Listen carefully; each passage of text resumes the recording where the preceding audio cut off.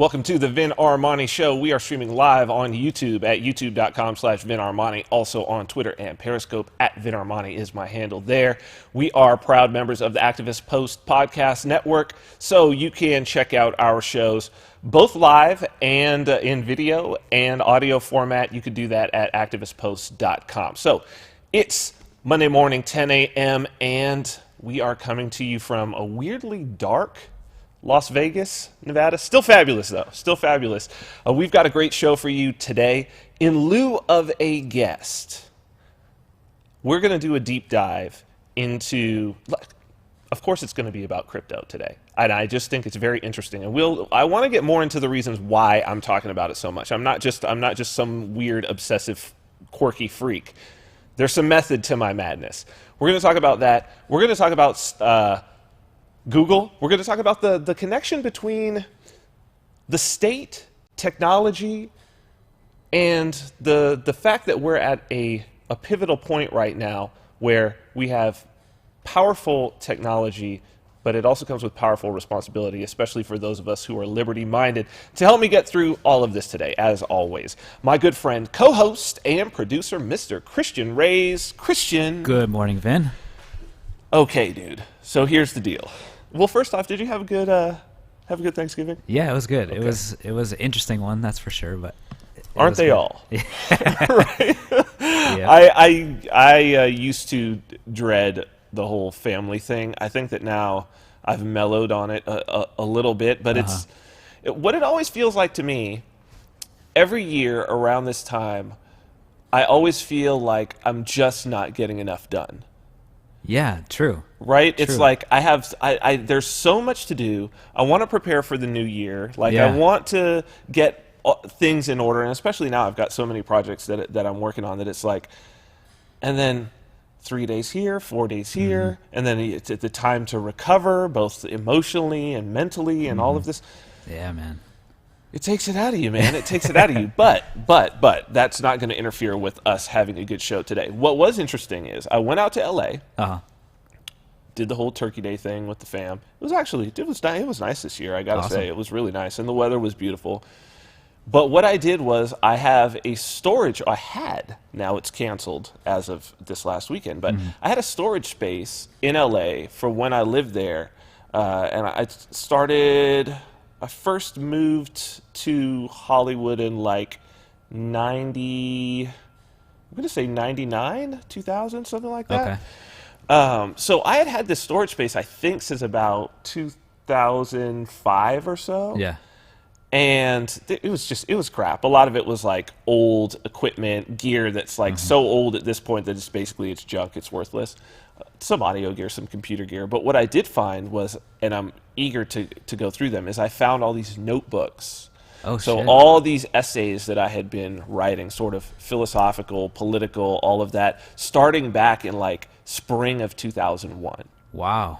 Yeah, so I'm interested to go through those, but the little bit that I kind of like looked at as I was there, I was like, oh man, I've been thinking about these concepts for a very long time and writing about them. And I didn't even really realize that I had been writing about them. So that's interesting, you know, to see sort of how your views develop over time. But what I want to, my point in this is that the things that we've talked about on the show from the beginning, I've always said that what the show is about an exploration of, I think that we're at the cusp of something. And I think that everybody can kind of feel that. Yeah. Right? There's a whole new way of being that's coming, a whole new way of being a human being that's coming into being. Absolutely. Right? What it means to be a human is changing within our generation in ways that it maybe has never, ever changed. And that means that we're at a turning point. Like, we're at a turning point of history of where this thing is going to go. And, you know, I think that the guests that we've had, the discussions that we've had, the stories that we've tried to bring to light, really it's what it always is between. It's between freedom and tyranny. Right. And we've got this technology that, as we talk about, is either going to make us, some are going to be masters, some are going to be slaves.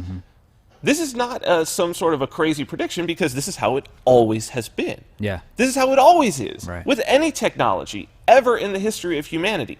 Some are going to be masters, some are going to be slaves, right? So that was one reason why I wanted to do, as we're doing this, the book, self-ownership, going into the 4th printing of this thing now. People are just buying it.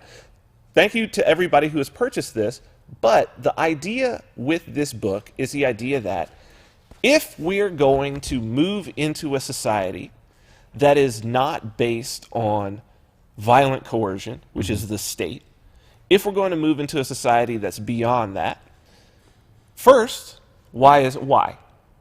Right? Why not violent coercion? Yeah. Why not the state? Yeah.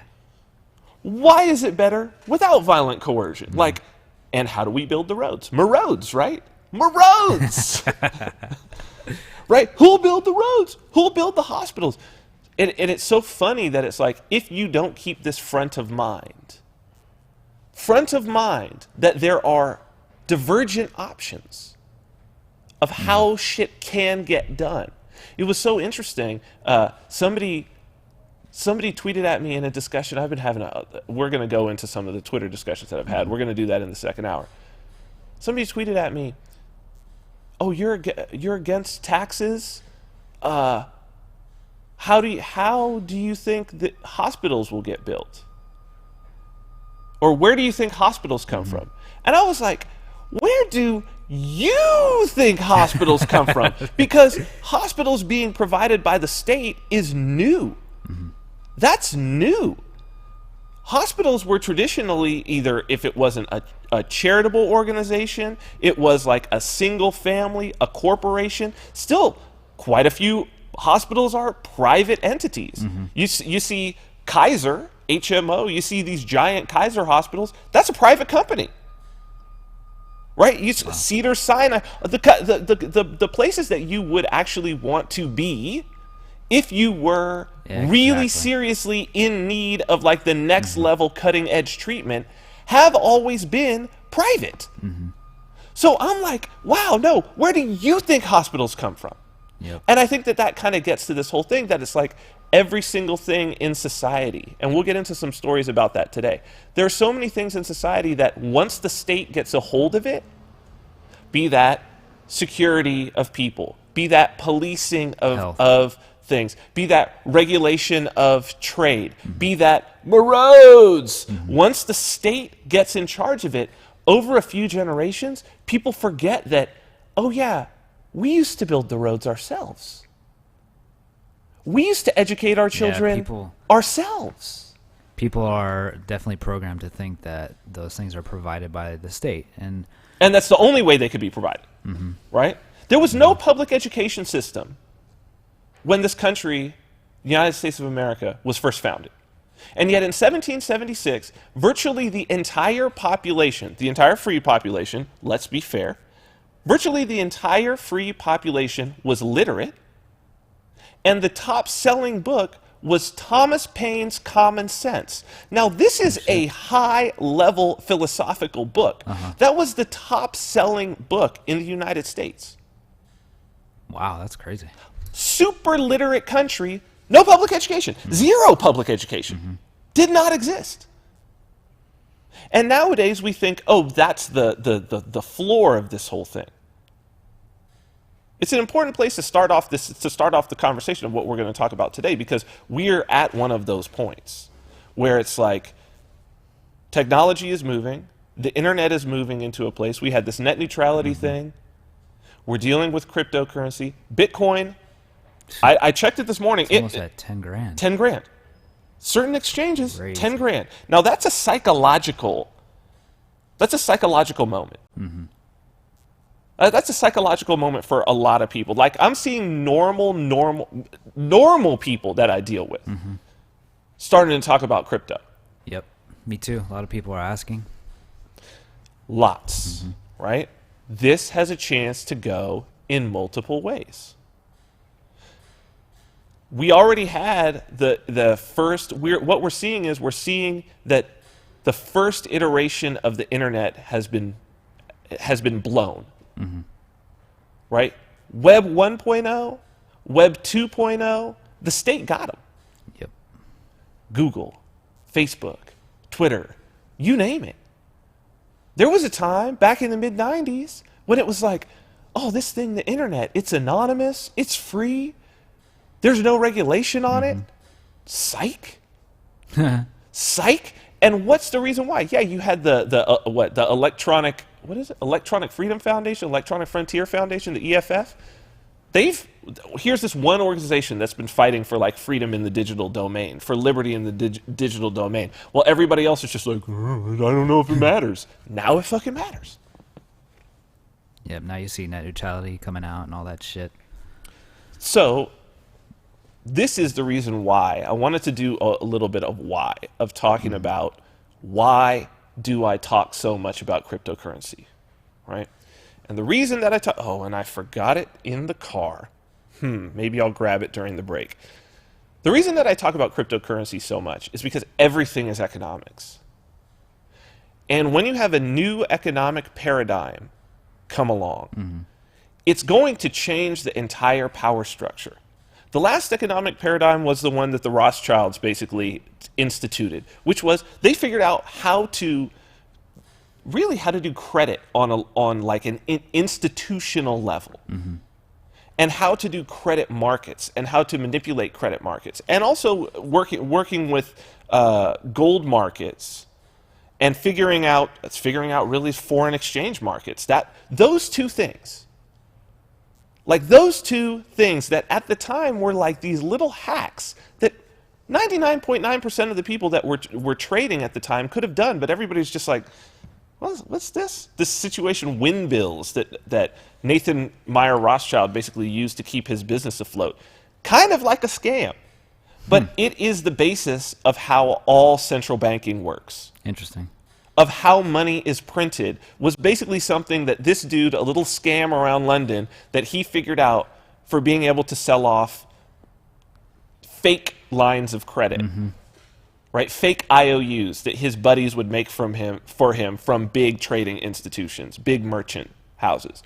And that's basically what your treasury bills, your treasury bonds, your treasury notes, that's what those auctions are that the Federal Reserve does. That's how money is created now. These little things.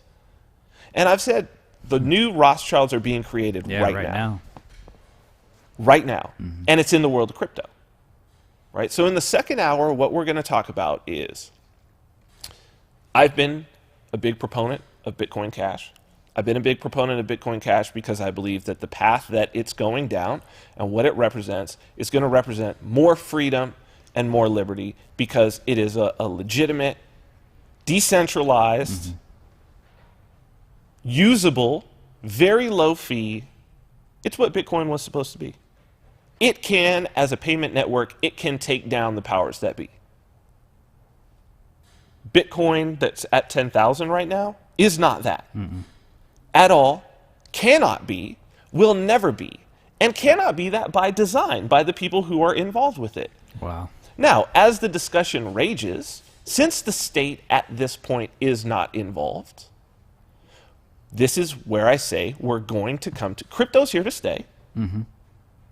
We're going to now get to have a choice and say, where do we want this thing to go? And anybody who doesn't participate in this, anybody who just says, oh, I don't want to, I don't understand it. I don't even know this crypto stuff. Oh, this stuff is it's over my head. It's whatever. This isn't like getting to say, oh, I don't understand those smartphones, so I'm going to keep my clamshell phone. This isn't like that. This is going to be whether your children and their children are free, or whether your children and their children are slaves. That's how fucking important this is. Fuck. Pretty important. Anybody who's like, New World Order, oh, the Rothschilds, oh, the Rockefellers, oh, they control this, they do this, big pharma, big ag, blah, blah, blah. Anybody who's talking any of that shit, who is not making their voice heard in this crypto debate of where this thing is going to go, should just shut the fuck up on all the rest of the shit. Just shut the fuck up. Because you know what? All you're going to do, then you don't want to fix it. Yeah, you just want to complain about it. Because here's the fix. Because all of that shit you're complaining about is about to go bye-bye.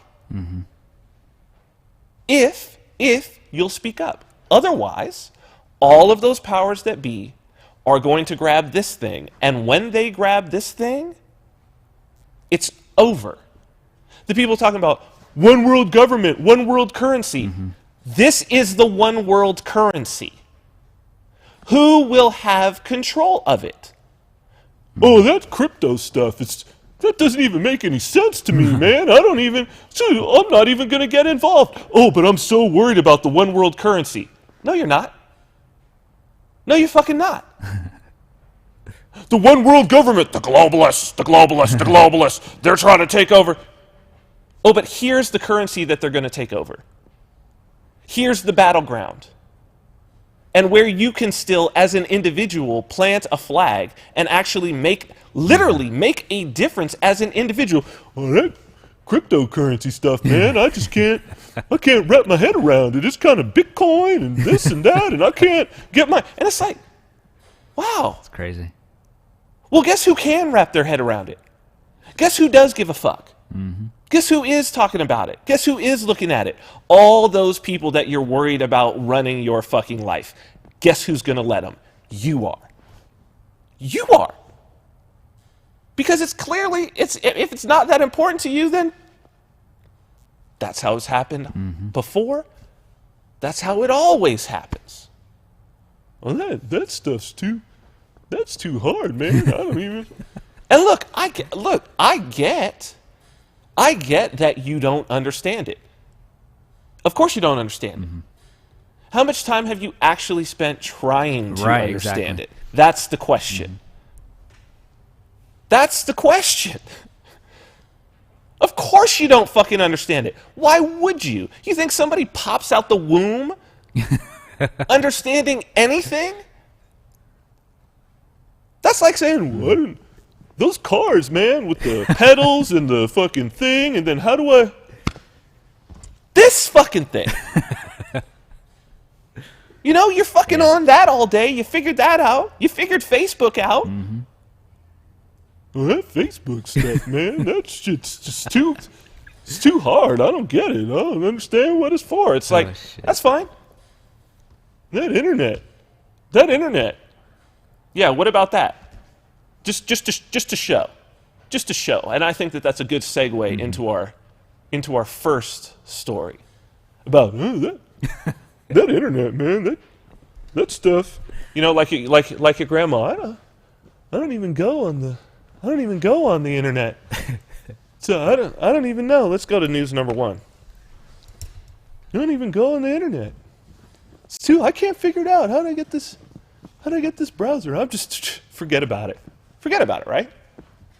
Forget about it. So, don't make your voice heard. Don't speak out for a belief in liberty, individual freedom. Let things go. Let the individuals who do give a shit about it, who do invest all of their whole lives to gain that particular amount of power, let them keep on going. Don't you worry about it, and you're going to get this. Go ahead and throw up this fake news thing. Fake news. From Activist Post. Google's Eric Schmidt says, Americans too dumb to detect fake news. Plans to de-rank Russian news. Eric Schmidt has made news with his latest announcement that Google is working on ways to, quote, de-rank Russian media in the search engine's results. At this weekend's Halifax International Security Forum in Canada, Eric Schmidt, former CEO of Google and current executive chairman of Alphabet Inc., discussed Google's efforts to deal with the apparent rise of fake news. Specifically, Schmidt was talking about how the search engine giant might limit the spread of, quote, Russian propaganda. Mr. Schmidt said Google might de-rank fake news stories, going as far as mentioning Russian news stations, Russia Today, and Sputnik. Quote, we are working on detecting and de-ranking those kinds of sites. It's basically RT and Sputnik, Schmidt said. Quote, we are well aware of it, and we are trying to engineer the systems to prevent that, the content being delivered to wide audiences. But we don't want to ban the sites. That's not how we operate. Schmidt said Google was not in favor of censorship, but would rather focus on ranking. Quote, I'm very strongly in favor of ranking. It's what we do, he stated. It's a very legitimate question as to how we rank A or B, right? And we do the best we can in millions and millions of rankings every day. The comments about Russian state-owned media broadcasting in English to Americans are the latest consequence of the continued propaganda about Russians, quote, hacking or interfering with the 2016 election. The media claims Russia hacked the Democratic National Committee and used WikiLeaks to disseminate the information to the American public. Even if the DNC was hacked by a hacker originating in Russia, there has never been any evidence that the Russians forced Americans to vote one way or another. Sputnik and RT editor-in-chief Margarita Simonian responded to Eric Schmidt's comments with the following statement. Good to have Google on record as defying all logic and reason. Facts aren't allowed if they come from RT, quote, because Russia. Even if we have Google on congressional record saying they found no manipulation of their platform or policy violations by RT. So, too difficult to understand? Too difficult to understand algorithms. Whole entire world relies on Google. When you search, it's Google.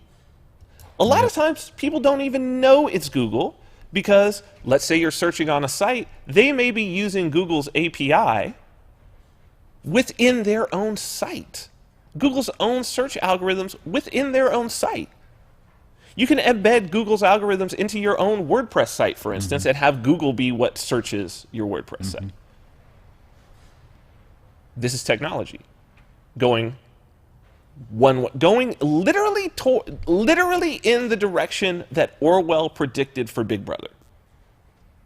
Into dystopia. Into dystopia. Now, there were initially a lot of search engines. There were a lot. There were many different ways to do it. Yeah. Yahoo was bigger than Google for a long time.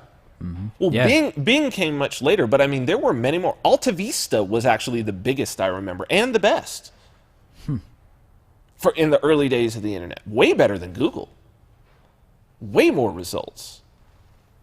But was the population at that time, were people who were concerned about what the possible implications of a single monolith controlling something as important as internet search? Was the public aware? Was there any awareness? Was there anyone sort of prophetically trying to help people to see that, like, look, if you let one person, this is going to be huge. And if you let one person or one group get control of this, you don't understand how far this will reach. It will reach to the level of you not even being able to find certain information that they don't want you to see, which is the memory hole from 1984. You'd say, oh, search an internet search engine, web search engine, to the average person in 1997, 1998. This is going to be the most important thing, one of the most important things for the freedom of your children. What? Internet search? What? To the freedom of my children? What the? What's even, there's nothing on the internet. There's nothing there. That's what you would have heard. That's, take that, multiply that times about 1 billion. That's what the crypto discussion is about right now. 1 billion. Because it's going to come to the point where you can't even buy shit unless you have access to the blockchain on a global scale. One world currency. Now, that can be controlled by a small group. That can be controlled by a lot of different people. It's going to be controlled in a lot of different ways. It's going to be organized in a lot of different ways. The one thing that you can't have is you can't have in these early days the state getting control of it. Yeah, I'm actually kind of surprised nothing has happened like that yet. Well, we're going to talk about that in the second hour. I made a Vinstradamus prediction, and it was funny that I made it last week. It's so funny, man. Like that these, because again, it's a study. I've studied enough history. Like, and I don't just study history for dates. I'm studying history because I'm looking for patterns. Yep. Because human beings we're pattern machines. We can't help, we live inside of patterns, whether that's archetypal patterns like the hero's journey, you know what I mean? Because look, Jung says that those patterns are inside of us. We can't help, we can't break out of them. It's how we understand reality. We do the same things over and over and over, right? So I guess that's a bit of my, looking back at these notebooks, as I said, right? I see that this is something that I've realized, but I've not been able to articulate or not been able to, up until very recently, not been able to really take a stand in one of these things. This one is so damn important, though. So damn important. Currency is the bloodline. It's everything. Because... And information, too. Currency and information. Well, currency is information. True, yeah. This is important, right? This is the pricing mechanism. This is information. It's information about everything. It's information about what's important and what's not important. It's a way that you can know what other human beings value and don't value. Before you understand what the thing is, it gives you this very quick analysis of, oh, there's something important. Oh, I should pay attention. There was this Da Vinci painting that had been all like restored and all of this. So a lot of people were saying, oh, it's not a real Da Vinci. This is a recent auction sale. I want to say it could have been more than this. I want to say it went for $160 million, but I think it may have actually been more. So you look and you're like, you don't need to know anything about art, right? You don't need to know anything about art. It's like the price tag on that says $160 million. You don't need to know who it's by. You don't need to know nothing to know, oh, that's important. There's something important about that. And if you think about how information like that speeds up the productivity of human beings in general and the average human specifically, just to know what you really need to pay attention to and what you can pretty much ignore. Oh, it's free. It's free. Ignore it. It's expensive as compared to this other thing. Well, there's something important there. That's information. It's information. And the other thing about currency is that it's a store of value, but what it's a store of value for is it's a store of value for labor. And labor is human thought and human action. It's a store of value for yourself. Actually, that's something that I overlooked. Human thought. Human thought and human action. That is what, when you hold a dollar bill, it's a unit of human thought and human action because it's a unit of labor. Yeah, it's a measurement. And it's how you measure what thought and what action are also more important, right? Because if someone gets paid $500 an hour to do something, and so say, oh, how much do you make? I make $500 an hour. This person over here, how much do you make? I make $5 an hour. Well, whose thought and action is more valuable? You know it. You know it from the jump. Yep, right away. You know probably whose advice you might want to take on a whole range of things just from that unit of account. And think about how valuable that information is. In order for you to discern your world and to move through it in a way like, so you've got two people, one makes $500 an hour, one makes $5 an hour. There's some sort of life or death kind of decision. Their advice. Whose is more likely to reflect the advice that will keep you alive?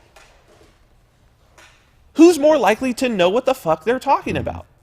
Which is the reason why establishing a minimum wage fucks up information. Because there is a big difference between somebody whose labor on the open market is worth $1 an hour and somebody whose labor on the market is worth $15 an hour. There's a 15-time difference in the value that the market finds between this person's thought and action and this person's thought and action. 15 times. Yet they're treated equal. They're treated the Yet same. they're treated equal. You fuck up the information. Think about how that slows down everything. Wow. Right? Yeah, for sure. This is not a small thing. But most people don't get it or understand that that's what we're talking about. When we talk about economics, we're talking about, that's why this is important, self-ownership. We're talking about, yeah, you go, selfownership.me. If people want the book, these are the types of concepts that are in there, but it's why I felt it important. Because it's not money. It's human thought and human action. Human thought and human action. And that's the reason why you got to place the individual at the top of any organizational system, because only individuals think and only individuals act. It's the value of individual human thought and action. So, what happens when you don't do that? What happens when you don't value your own thought and action? What happens when you don't try to step out and at least understand your own world? So, we're talking about, my phone's too complicated. I don't even, I'll just let Google do it. Hey Google, yeah, you put the little thing in your house. Hey Google, where's so-and-so? Give me directions to get to the bar. I'm gonna just rely on my GPS, which is fine. I do it too. Yeah, the opportunity in that situation for Google is huge. It's crazy. Allow lazy people to be lazier. Well, yeah, I mean, I was just thinking, even if you asked like Google, or what's the name of the device, I think Google's is Google. Alexa is Amazon. Yeah, whatever. If you asked Alexa, hey, where's the nearest bar, and then she can tell you exactly where to go, and you're gonna listen to her. That's right. And think about who gets to, and this is what we're talking about, somebody who gets to control what information is, how information is ranked. When you when you're relying on that and you only get the first answer, how it's ranked is very important. Give me today's top stories. Read me the news today. Show me the news today. And RT and Sputnik they've been deranked. Because you only look at the first page of your search results. If you get it ranked back beyond that, nobody even sees it. On the note of location, Google in the news, again. Let's look at this tracking. This is from The Verge. Google admits it tracked user location data even when the setting was turned off. Android phones gather your location data and send it to Google, even if you've turned off location services and don't have a SIM card, courts reported today. The term location services oftentimes refers to exact GPS data for app usage, such as Google Maps finding your best commute route, or Uber figuring out exactly where you're standing to let drivers know your pickup point. Courts report details a practice in which Google was able to track user locations by triangulating which cell towers were currently servicing a specific device. Since January, all kinds of Android phones and tablets have been collecting the addresses of nearby cell towers and sending the encrypted data to Google's push notifications and messaging management system when connected to the internet. It's a practice that customers can't opt out of, even if their phones are factory reset. A Google spokesperson said in a statement to The Verge that all modern Android phones use a network sync system that requires mobile country codes and mobile network codes, so tower info called cell ID codes were considered a, quote, additional signal to further improve the speed and performance of message delivery. Google ultimately discarded the cell tower data and didn't go through with the original plan. A source familiar with the matter stated that Google added the cell tower data collecting feature to improve its Firebase cloud messaging, where devices have to ping the server at regular intervals in order to receive messages promptly. So, Christian, for the people who are like, oh, see, that's why I got an Apple. Well, no, Apple got busted doing this already 2 years ago. Right? I think the interesting part about this is the Android operating system has been from the beginning an open source operating system. Always has been. The code is out there. Anybody can take it, put it onto a device, and basically create their own phone. Now, we're down to, what, maybe 4 major manufacturers of Android phones? I mean, really, really one, Samsung, who, by the way, also happened to make the screen for the iPhone. Right? So you've really got 2 manufacturers in the game. Talk about centralized. Right? If we're going to talk about centralized and decentralized, like you've got 2 manufacturers only, for the most part, and you've got a limited number of cell networks that are basically government agencies, for lack of a better term, because they have to have all this FCC approval and licensing. There's no more entrants to the game besides your Sprint, your AT&T, your Verizon. And I think those are actually the only 3 networks, and I think that the other networks, there may be one more. They run off of those? They run off of those. Like T-Mobile, I'm almost positive, runs off the AT&T network. I could be wrong on that, but I'm almost positive. I think Metro PCS, goes off the Verizon, is on the Verizon network, if I'm not mistaken. You have very few networks. Very, very few. And they're completely centralized. This is what centralization looks like. Now, the Android operating system has been open source since the beginning. But yet, was there an uproar at the beginning of this thing? Were people speaking out and saying, hey, we have a phone operating system. The people need to be working to build their own. We can be building our own phones. This is going to be important to liberty. It's going to be important to liberty. Now, the phone stocks, if you invested in, Verizon in the early days, or you invested in AT&T or Sprint, you're doing good. Oh, yeah. You're doing good. If that's your interest, if your interest is accumulating wealth by the work of a third party. However, in terms of internet service, most people, the vast majority of your actual data, for a lot of people, especially young people, is through their mobile phone. Especially like teenagers, almost 100% consumed through their phone in terms of their data usage. And that data is moving through a centralized network. And it's controlled by these very, very few, very centralized actors. What does that mean for your child's freedom? What does that mean for the freedom of the world? Well, that stuff is, you talk to somebody about, it's an open source phone platform. Talk to somebody about Android. It's open source. We can build our own phones. And you're talking to them in 2006 when they've got a clamshell phone, right?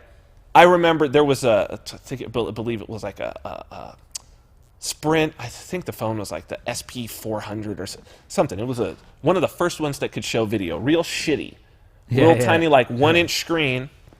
You had to do all this stuff, put it in the right format, have a Darwin server that sent it in this like SDP format and all of this. So I created these streaming servers, and then I would show people on this little. So many people have said to me, you're the first person. This is probably in like 2005, I'm thinking. You were the first person ever to show me video on a phone. And I was like, here's video. And they're like, oh, you can't really watch that. And I was like, man, this is how video is going to be consumed. This is how it's going to be consumed.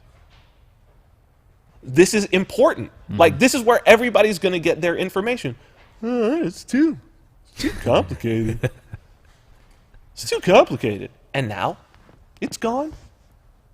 There's no opportunity. No. So, the good thing is that there is a robust debate in the world of crypto. And I think because it's one of the most accessible technology. It's really, really accessible. It's in the early days, and you can be involved with it by just downloading an app. And you can have control over your own keys. It's not centralized. Like, there is the opportunity now. Not only that, the things that are the things that are happening within the world, particularly I'm watching this debate, the Bitcoin Cash as versus Bitcoin legacy, whatever you want to call it, BTC versus BCH, right? There's no state involved. There's no regulators involved. This is not something that can be voted on. People are voting with their dollars. They're voting with their mind share, and it's all in the debate. And on one side, I will say, on the BTC side, it is very much like religious zealotry. There is not a lot of logic or reason, and we're going to show exactly how that's true. Yeah, and the last week's show was eye-opening for that. Well, and we've got Dr. Craig Wright coming on next week.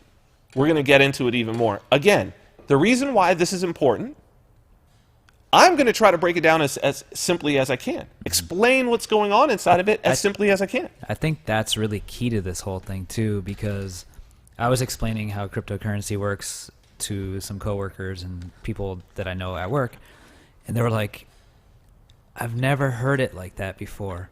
And it sounded so foreign to me. So like the communication was so foreign and so we couldn't understand it. But when you break it down into a very simple layman idea, something that a 5-year-old can understand, or exactly, just very basic, then you can start opening the doors and understanding exactly what it does. And anybody at this point can participate. Mm-hmm. The debate that is raging around a lot of different cryptocurrencies throughout the whole industry, there are a lot of different opinions. Mm-hmm. And it's like, hey, present your case, and then as people onboard into this thing, they're going to vote with their dollars. And how people vote in this situation, where they put their money, is going to be what your self-interest is going to change. How you use this changes. And we know this, right?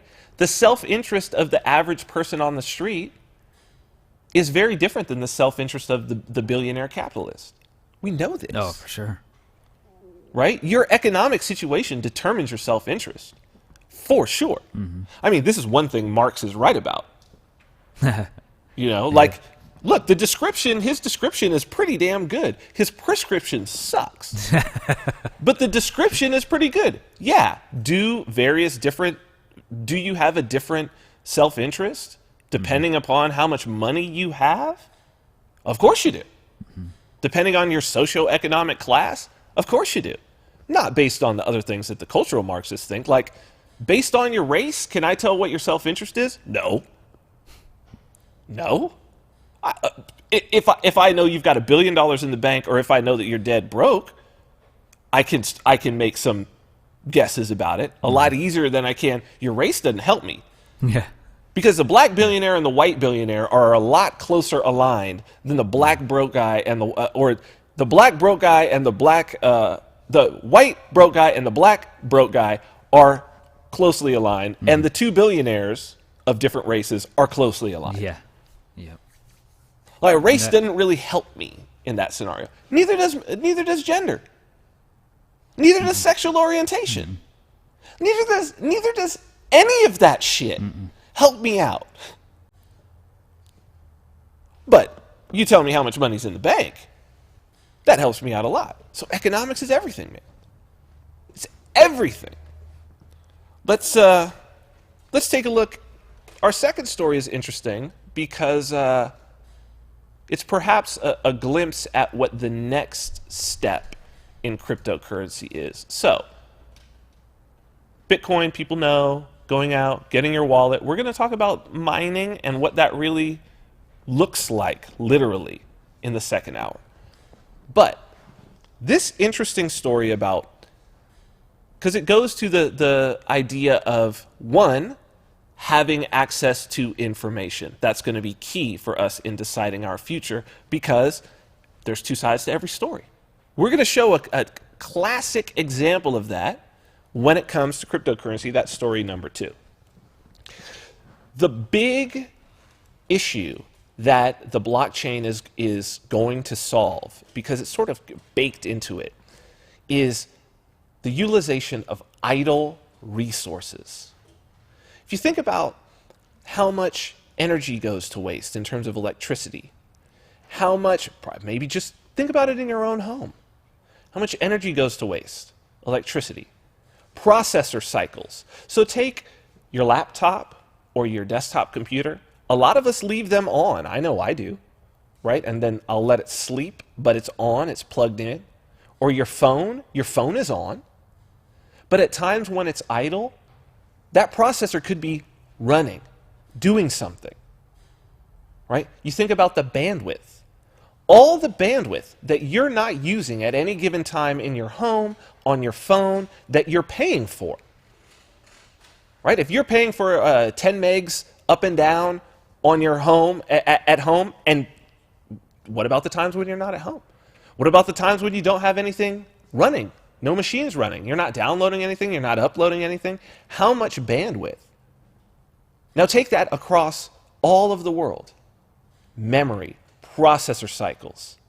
How much free storage space do you have between your phones, your tablets, your PC? One of the things that the mining of cryptocurrency, that the blockchain is going to do, is it's going to free all of that up and turn it into capital. It makes it actually worth something.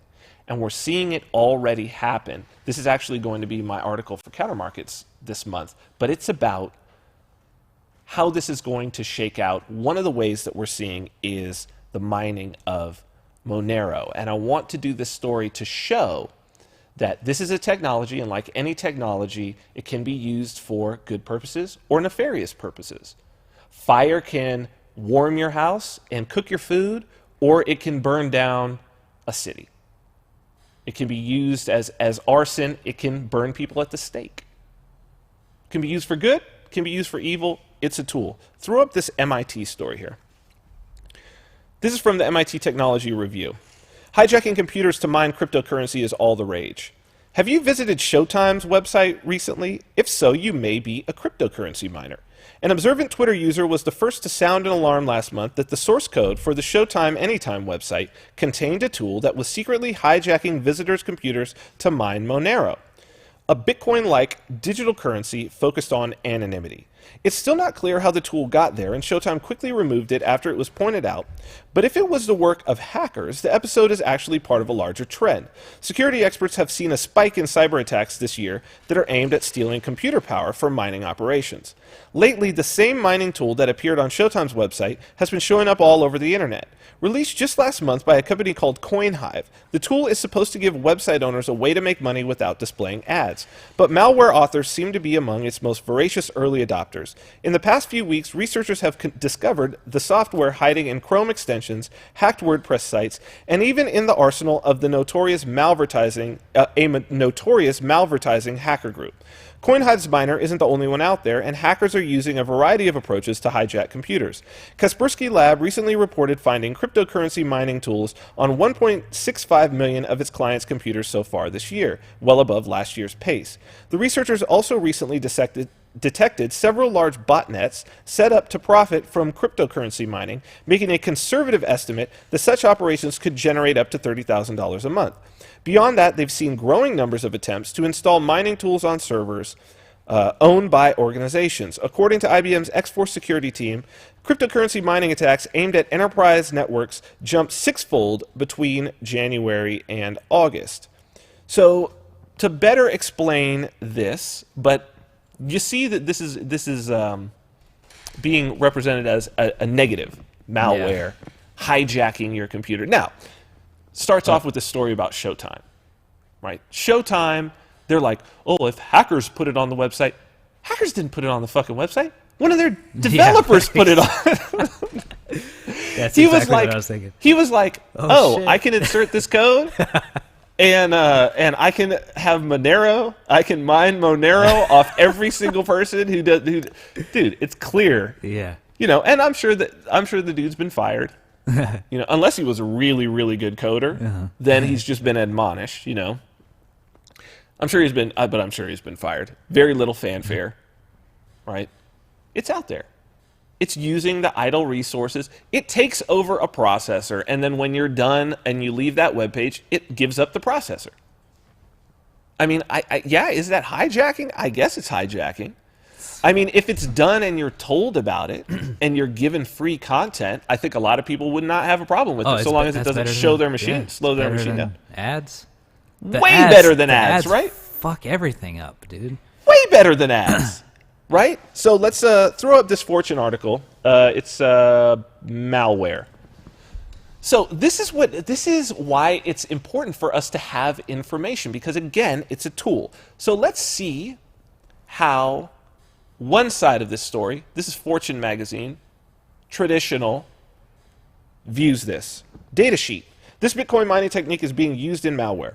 Welcome to a midweek cybersecurity warning. Aaron in for Adam today. It takes a lot of computing power to mine a Bitcoin or other digital currency coin. The giant mining operations of Asia stack thousands of computers in dimly lit factory buildings powered by cheap electricity from coal-fed generating plants. Bitmain's mining operation in the northern Chinese city of Ordos uses $39,000 of electricity a day. We'll talk about them in the second hour.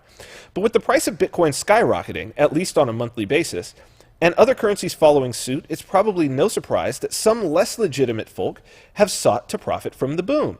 And they've latched onto some software that started out with a clever idea. Known as CoinHive, the JavaScript program is designed to reside on websites and run in the browsers of visitors to crunch the calculations that mine a cryptocurrency called Monero. While different currencies require different types of calculations that favor one kind of computing setup or another, Ethereum runs great on graphic cards, while Bitcoin mining uses specially made chips called application-specific integrated circuits. Monero's underlying mining challenge was made to run best on ordinary PC CPUs, say the ordinary PCs of people browsing the web.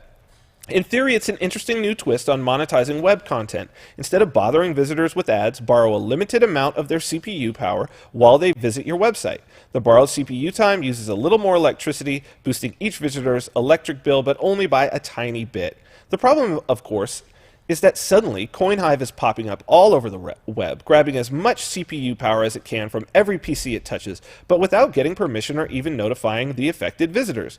In many cases, it appears the software has even been installed on websites without the permission of website owners, with the generated Monero coins going into the digital wallets of unknown hackers located somewhere else entirely. So that's one narrative. Let's go directly to this next one, bail. Because this is the other side of the exact same Bitcoin, if you will. This is from Motherboard, Vice magazine. You can now mine cryptocurrency to bail people out of jail. A new charity initiative called BailBlock may just have found the only good use for cryptocurrencies to date. That's funny. Bailing people out of jail who can't afford it. Software that uses your computer power to mine, in other words, create digital coins for profit, have become a bit of a boogeyman online, but BailBlock, a collaboration between online publication The New Inquiry and the nonprofit Bronx Freedom Fund, harnesses similar technology for more noble ends. Bail, a court-determined fee to buy your freedom before trial, is intended to keep dangerous people off the streets, but according to the New York Times, quote, it can, in practice, have damaging effects on poor defendants, especially those who have been charged with small offenses, unquote. BailBlock argues that the cash bail system keeps low-income people in jail when they don't need to be, and can force innocent people to plead guilty in order to get out. Starting on Wednesday, you can visit the BailBlock website and download an app that dedicates some of your computer power to generating Monero, a cryptocurrency that markets itself as being even more private and anonymous than Bitcoin. All of the generated Monero will be used to bail out people who can't afford it. The project will start by focusing on New York City jails, but in 2018, funds will spread to more than 36 cities in the next 5 years, the BailBlock site states. So, Christian, let's think about this for charities, for the things that you believe in. Just leave your computer on. When you're not using it, it's amazing. Fucking amazing. No need to donate. Yeah. You're using that fucking electricity anyway. Right? Your phone is sitting on a charger.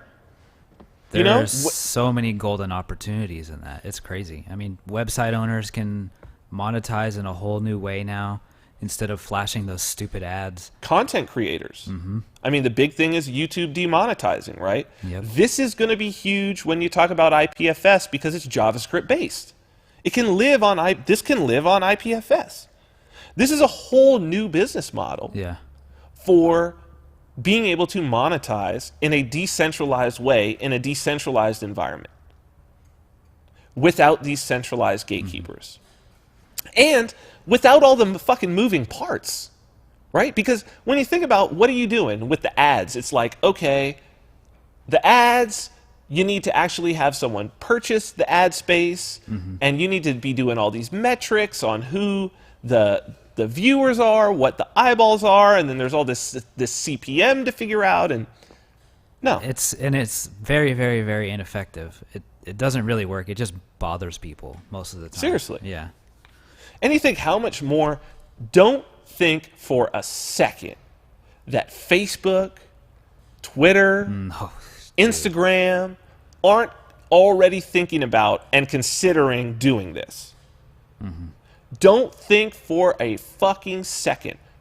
Think about Pandora, Spotify. Like, this is the new model. Yeah. This will be the new model. So now, here it is. Is it too difficult? Is it too difficult to figure out? Because here's millions on the table right now. This is early days. They're like, it's popping up all over. It's popping up on everything. No, it's fucking not. No, it's fucking not. But it will. Because the whole new game is going to be the value of, and this is when it starts to get interesting. We were talking about that money is a representation of human thought and human action. Now, I've called cryptocurrency machine money. It's not just that.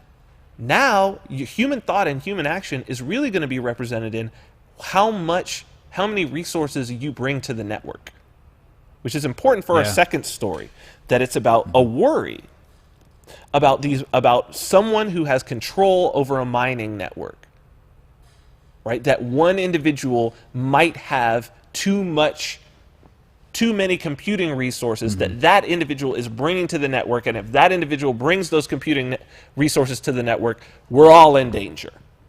We're all in danger. Well, that's what Google's doing. That is what Google's doing. I mean, we're already there. Yeah, that's we're there already. That's the thing. That's what Facebook's doing. Yeah. That's what Twitter's doing. We're already there.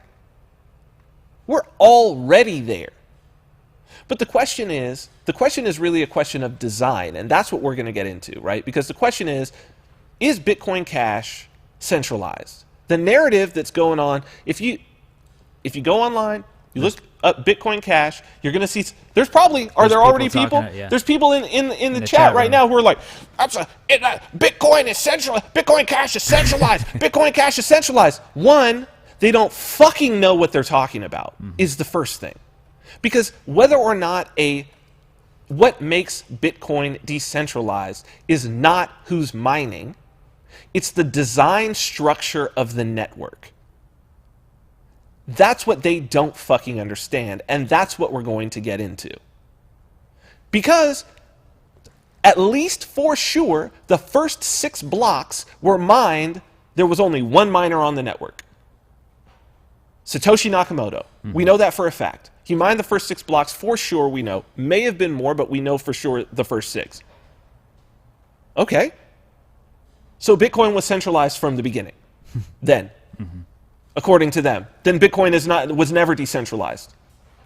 It's bullshit. They don't know what they're talking about. We're gonna cover that, and we're gonna cover what it would really mean for one miner to have that. Now here's what's interesting. You've got the current model, as we were talking about, the current model and the idea of where does money come from, how do I get money, and that's whether it's for your business or whether it's also for a charity. To do bad things, to do good things, right? So here's an interesting story about people trying to make moves, but here's where the collectivist, social justice warrior, good intentions prove to be inefficient and would be worth a lot more were they just to embrace a profit motive, right? Goes directly to this. You could see how, I'm going to show you a project that would be infinitely more powerful and do infinitely more good if it simply embraced the profit motive of just even this technology that we're talking about here with Monero. This is, throw up this Detroit story. So this is also from Motherboard. Funny, same exact same exact outlet. Documentary on the people in Detroit who are building their own internet after being left behind by the major telecoms. Quote, "The future is already here," author William Gibson famously observed. "It's just not very evenly distributed." Funny that we're talking about decentralization. This reality of lopsided tech access is particularly resonant in Detroit, where 40% of residents have no internet. Underdeveloped infrastructure and a lack of investment from telecom companies have contributed to this stark internet inequity in one of America's most resilient cities.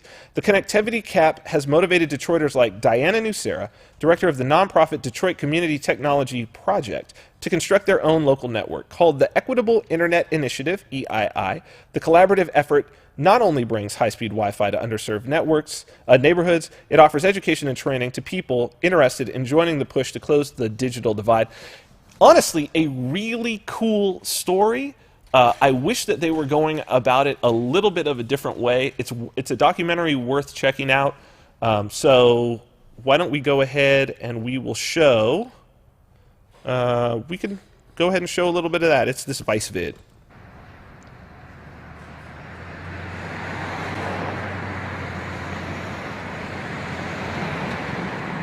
So we've now entered into Southwest Detroit, which is actually where I live. I just recently moved because I got priced out of my neighborhood. So I think that's a big part of the narrative too, is that people are just trying to keep their resources because so much is changing. I'm Diana Nucera. Yeah. Sounds a little low to me. AKA Mother Cyborg. I've been teaching people technology for as long as I can remember. To me, Mother Cyborg is someone who's supposed to help people come to the realization of the potential of technology. I'm the director of the Detroit Community Technology Project, which is responsible for the Equitable Internet Initiative. Well, you know, Detroit's like one of the top 5 least connected cities in the United States.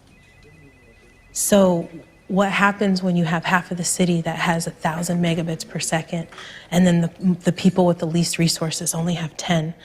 I think that causes a huge problem as far as what you can do with access. Because of high foreclosure rates and because of bad credit, a lot of telecom companies don't offer good service within these areas, or they won't even turn on their fiber. So we have a lot of dark fiber that doesn't have internet running through it throughout the city. So we have gigabit fiber that we've purchased from a ring that was recently built downtown. They have built fiber up to a rooftop, and that rooftop then has a router that then is being pointed to each of our community centers. There's a global infrastructure. A lot of that fiber runs underneath cities and under the floors of oceans. That internet infrastructure then has these exchange points throughout the world. And the exchange points are where internet service providers then tap in to be able to exchange information. And then from there, internet service providers then build infrastructure to then share the signal. And so that's where we come in. We need to build our own infrastructure and rethink internet service providing and access in order to reach those people that have been traditionally left out and marginalized. So the work we've been doing is not just about access, it's about building a healthy digital ecosystem.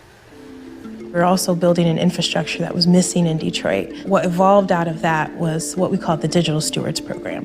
We have now trained trainers in 3 neighborhoods. In the North End. So yeah, we just leaving our spot right here. Our AP's on top of this building. We got our drivers right here. We got Gabby right there. We got the young guy, Haru, right here in the North End. In Island View. This space is the maker space for the church. The share network is down here, as you can see over your computers. Dwight works on the wiring and cabling. A lot of the manual things that are on the tech side. And in Southwest Detroit. This would be an example of a public space. Some of the neighbors come over and they do their homework in the alley because we could share the Wi-Fi. A lot of the people right now, they currently there's people that go to McDonald's for Wi-Fi. Why not have a public space for people to use it?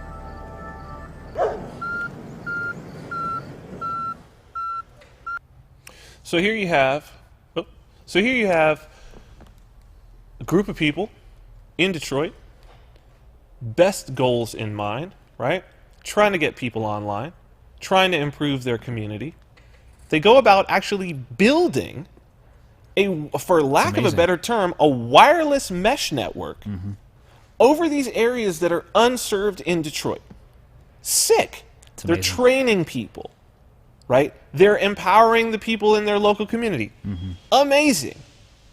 But they're limited. Why are they limited? They're limited because they're viewing this from a socialist, social justice warfare, social justice, it is social justice warfare, social justice warrior point of view.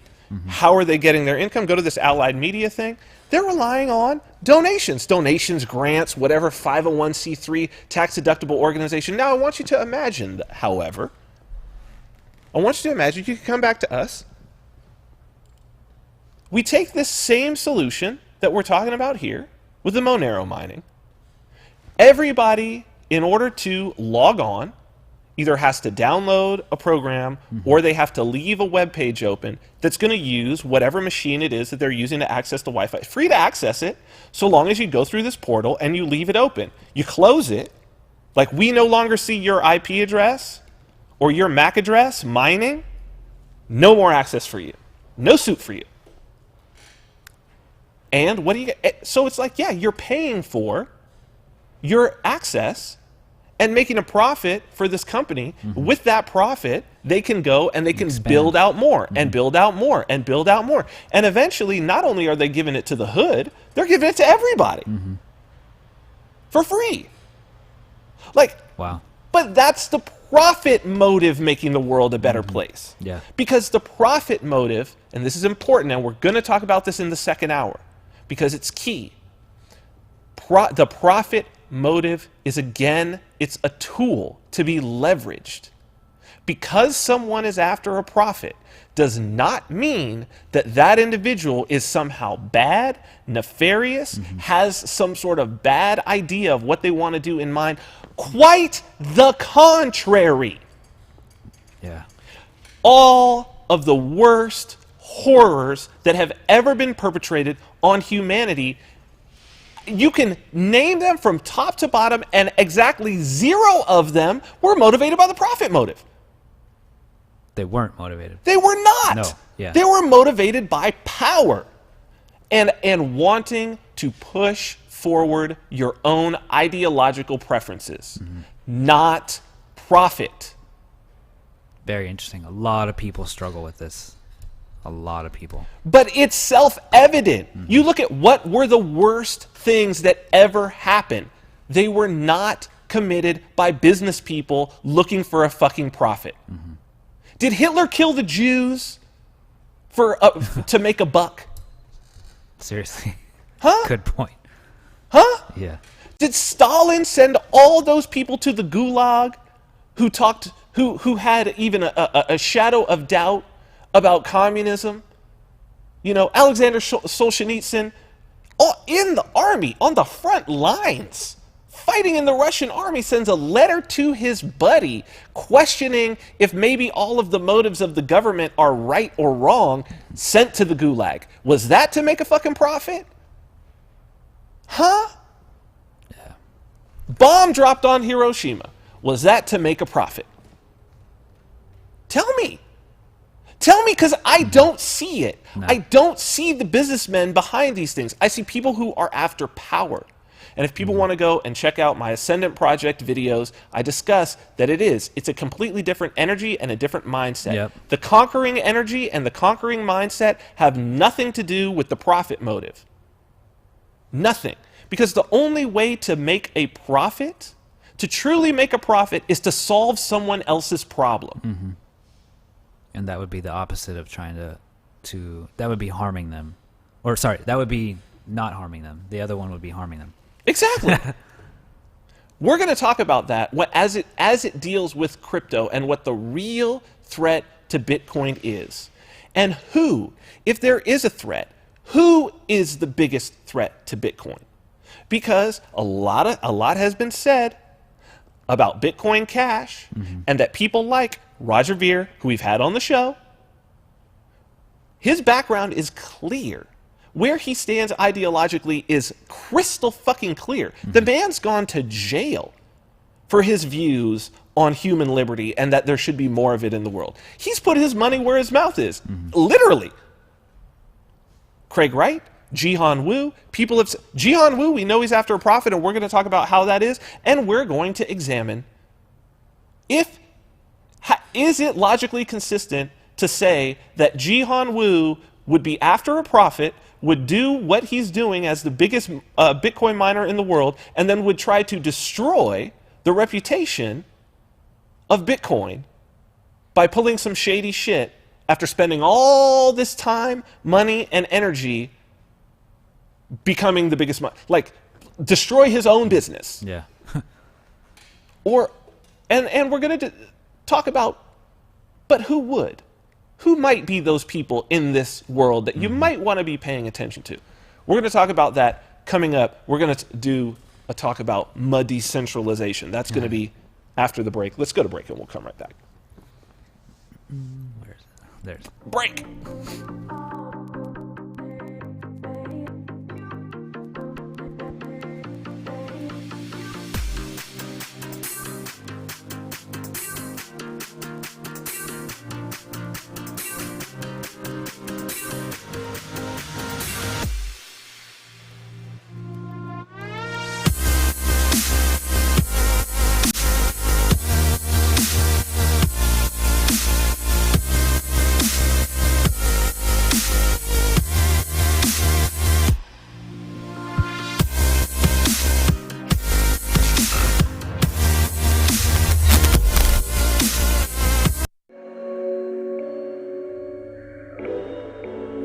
The spirit of art.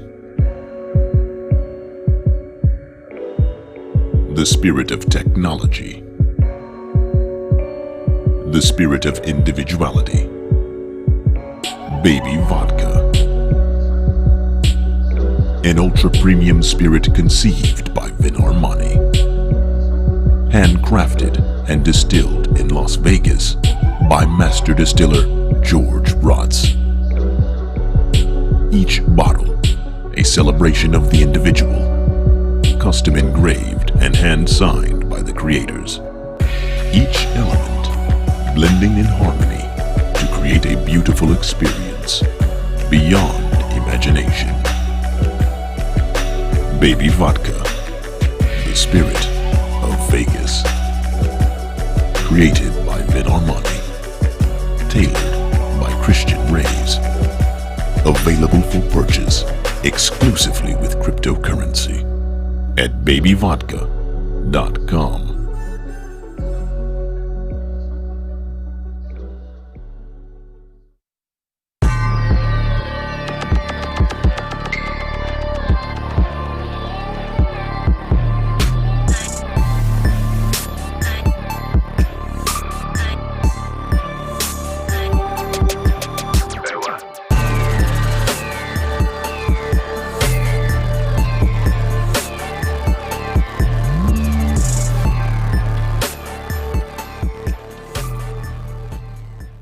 Welcome back to the Vin Armani Show. We are streaming live on YouTube at youtube.com/Vin Armani. Also on Twitter and Periscope at Vin Armani is my handle there. We are proud members of the Activist Post Podcast Network. You can check out our show live and in archives at activistpost.com. So before we get into the second hour and our talk about decentralization, I just want to talk a little bit about countermarkets. Countermarkets, trends and strategies for maximum freedom. You can get your first issue of this fantastic newsletter for free at countermarkets.com. It's a product that I am very, very, very proud of. It is a passion project by myself, Christian, and some other very knowledgeable gray marketeers. Look, we live this stuff. We live it. And we're coming into a new time. As I said before we went to break, the only way to make a profit is to solve somebody else's problems. And since we're living it and we see problems and we see solutions, we want to share that with you. So, if you're ready, if you're ready to take the leap, if you're ready to maybe become one of those next Rothschilds, but at least to learn more about the world that is in front of us and the world that is going to be growing even larger and speaking even louder in the coming years and decades, this is your shot. Countermarkets.com. You can get your first issue for free, and if you pay with cryptocurrency, and we take about a dozen of them, including Bitcoin Cash and BTC, you get a huge discount. It won't be as big of a discount if you use Bitcoin Legacy, though, because of the fee, but never mind. We'll talk about that in just a minute. So with that, Christian, we may as well get into story number 3. Do we have news number 3 on there? No, we don't. It's not even a story number 3. It's just, we're just going to jump right into it, dude. So let me set the groundwork for this thing by showing first. Let's go back to September, and let's show. I want to show this little clip from my interview with Roger Ver, where he's talking about how he sees the state of Bitcoin at the time. Now, mind you, this was just after the fork, which had been very contentious, where BTC moved into BCH. A lot of people were talking shit on it. Now we've got BCH sitting at a very comfortable $1,600. But let's look at, you can sort of see, and he's an emotional guy, you can see the emotion, you can see where his mind was at that time and what his concerns were about the Bitcoin network and the Bitcoin brand in general. Throw this Ver interview. Bitcoin specifically, but cryptocurrency in general. If you look back at your first sort of realization that this is going to be something that you're going to dedicate a significant amount of time and energy and resources to, back to that beginning, has the trajectory for you been what you imagined at the time? Has it been less? Where are we in terms of, has it exceeded your expectations? I'm very interested to know that. We were right on track, and never, ever, ever in my wildest dreams did I think that Bitcoin would be choked and stifled by a bunch of people who claim to be Bitcoin fans. And by my biggest fear is that governments would see the writing on the wall, that this is going to undermine their ability to control money, and they would make Bitcoin illegal, back right from day one, once they realized what was going on. And that would make it, really, really difficult for it to gain worldwide adoption. So my goal was to get as many people using Bitcoin as quickly as I possibly could. And I really, really, I think, did an amazing job of that, and really succeeded beyond, what it seems like, would be possible out of anything other than like a science fiction novel. Mm-hmm. And then once Bitcoin really started to get mainstream adoption and traction, and a bunch of people came along and said, no, we need to limit the number of people that can use Bitcoin on chain, and we're going to limit the blocks to 1 megabyte. And if you don't like it, piss off, is basically what they said. And wow, like, what a twist in the science fiction novel that is Bitcoin, that it was going on this amazing path, and then a bunch of people that weren't part of the government that claimed they liked Bitcoin diverted Bitcoin and undermined Bitcoin's usefulness as money, causing it to probably not be the cryptocurrency that wins in the end. If I had to guess at this point, I would guess that it's probably less likely than not that Bitcoin is going to be the cryptocurrency that wins in the end. And it breaks my heart to say that, because it had, just light years head start over everything else. And then these people like, I'll name names: Adam Back, Greg Maxwell, Peter Todd, Eric Lombroso, Luke Jr.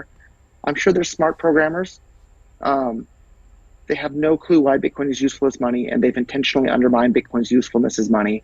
And they've opened the door wide open for people to start wanting to use things other than Bitcoin in commerce. And if people start using things other than Bitcoin in commerce, that's the end of Bitcoin being used as the store of value as well, or the one chain to rule them all. And we're seeing that happen right before our eyes. So I appreciate where your guys' heart is at for the most part to those guys, but man, you guys have destroyed Bitcoin. Sorry, that's the truth. So we know from Roger Ver's story, and for people, if you don't know his story, I think it's good for people to go back and check that interview out, because I think it was one of the most thorough tellings I've ever heard him tell. Mm-hmm.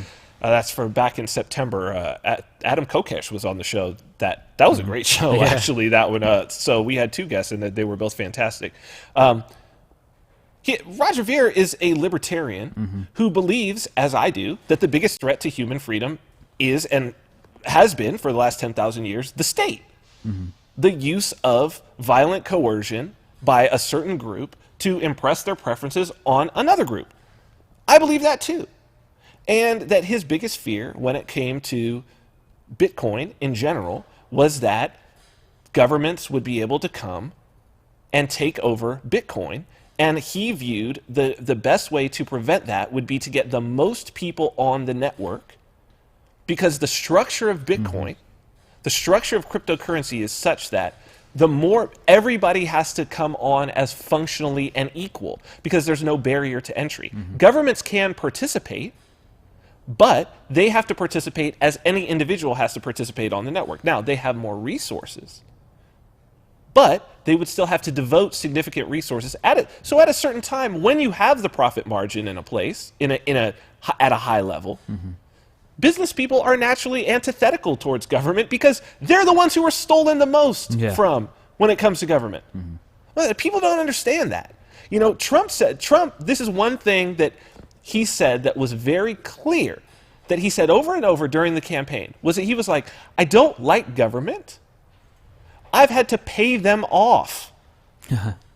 Of course I paid the government to do what I wanted them to do. That's like, he's admitting that, like, of course there's corruption. If you've got money and you don't want to be stolen from, you make the payoff.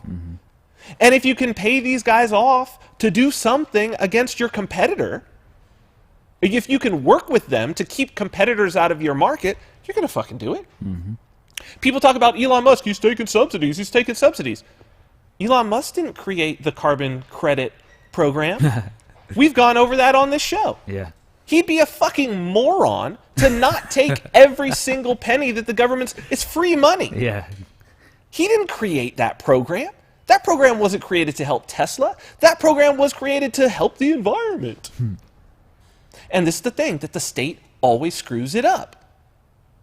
And that business people are going to work around and with the state in whatever way they can to maximize and make a profit. So what do you want to do? You want to get the state out, and then you don't have to worry about that scenario. But this is people's, in their old mind, like they combine business and the state. And it's like when you take the state out, businesses don't have that leverage. Let's legalize weed. Let's legalize weed. Motherfucker. Like, it's the same argument. Oh, so now you're going to combine the weed business with the government. How is that different than the cartels? Paying off governmental officials. Like, how is it any fucking different? It's just the paper's different, and they go into an office. There's more paperwork. That's basically the difference. There's more paperwork. That's the only difference. It's still the same thing.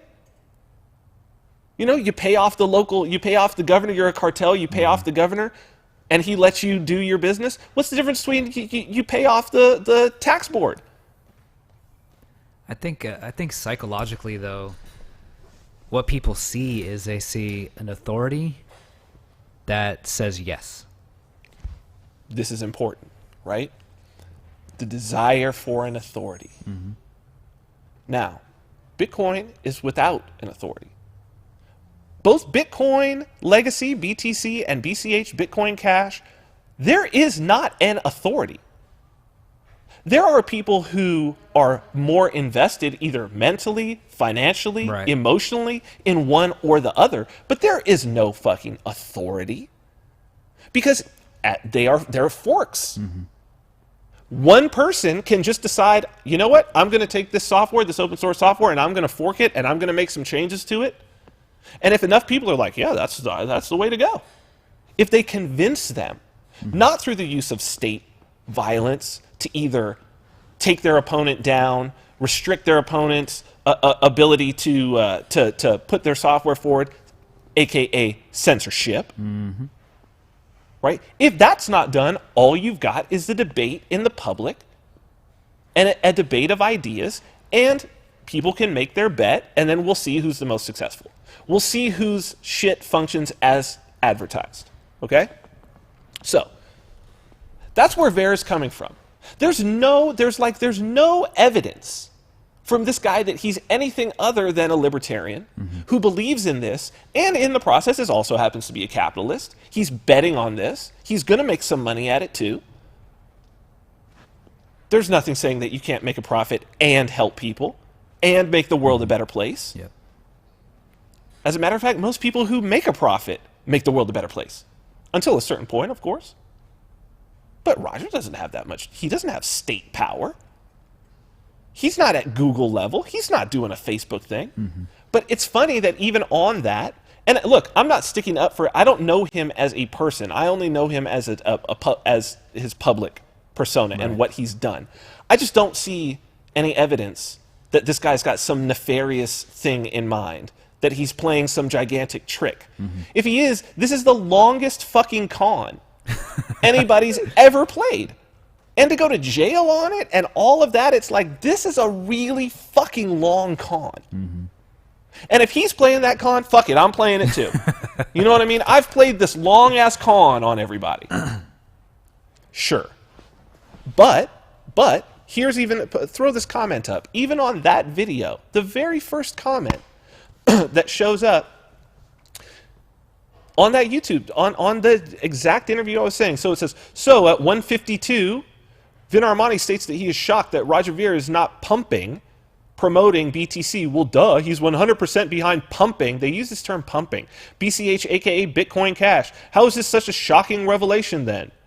So, pumping, this whole idea of pumping, which comes from, you can come back to us, which comes from the idea of the pump and dump, right? That is basically like the idea that it's a scam. Yeah. Oh, I'm just trying to push the value up. Roger's just trying to push the value up of Bitcoin Cash. He's trying to push it up so that he can sell it and make all this money. Stupid. And it's like, wait, this dude was involved when it was fucking like 55 cents. Like, what are you talking about? Like, you think that's really his motivation? Like, what? That is a long-ass fucking con. Right? So,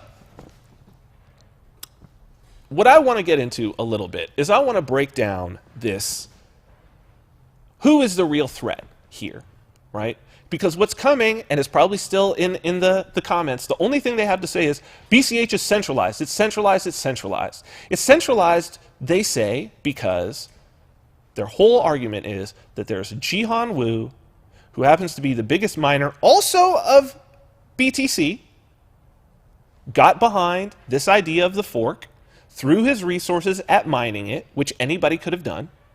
Through his resources at mining it, they assert that he controls, it's a conspiracy theory, that he controls this giant pool of mining resources, and we're going to get into that is marked as unknown, that he's like ghosting it. And they're saying that because of that, it's not safe. It's not safe. We're going to talk about safety, because you heard Roger Ver's biggest concern about what the safety of Bitcoin is what? Governments will come in and do whatever they can to shut it down. That is the threat. That is the threat. So, to show you who's really a threat, this interesting scenario came up, and I just want people to keep this in mind as we move through, because throw up this Luke Jr. thing. Now Roger Ver named 5 people in his thing about the people who he thought were really undermining Bitcoin. And the last person he named by name was Luke Jr. I have never, until the last couple of days, had any kind of interaction with this individual, nor did I really know much about him, except that he was one of the core developers and that he was the developer of a piece of software called, piece of node software called Bitcoin Knots. But last week, on the 17th of November, I said this. I made a Vinstradamus prediction because I had been talking to people and I said, I think this is coming. Within the next 24 months, the BTC hodler troll army will begin calling for governments to regulate BTC in order to protect the value of their token. Vinstradamus, mark my words. Okay, so a couple days ago, go to the next thing here. Slideshow. Matt Carano of Swarm City reposts something that Luke Jr. had put up. And the quote that Luke Jr. had was, now this is a developer of Bitcoin Core, which is the most used node software for BTC. This is a long-time Bitcoin developer, and one of the people that is respected on the Bitcoin legacy side.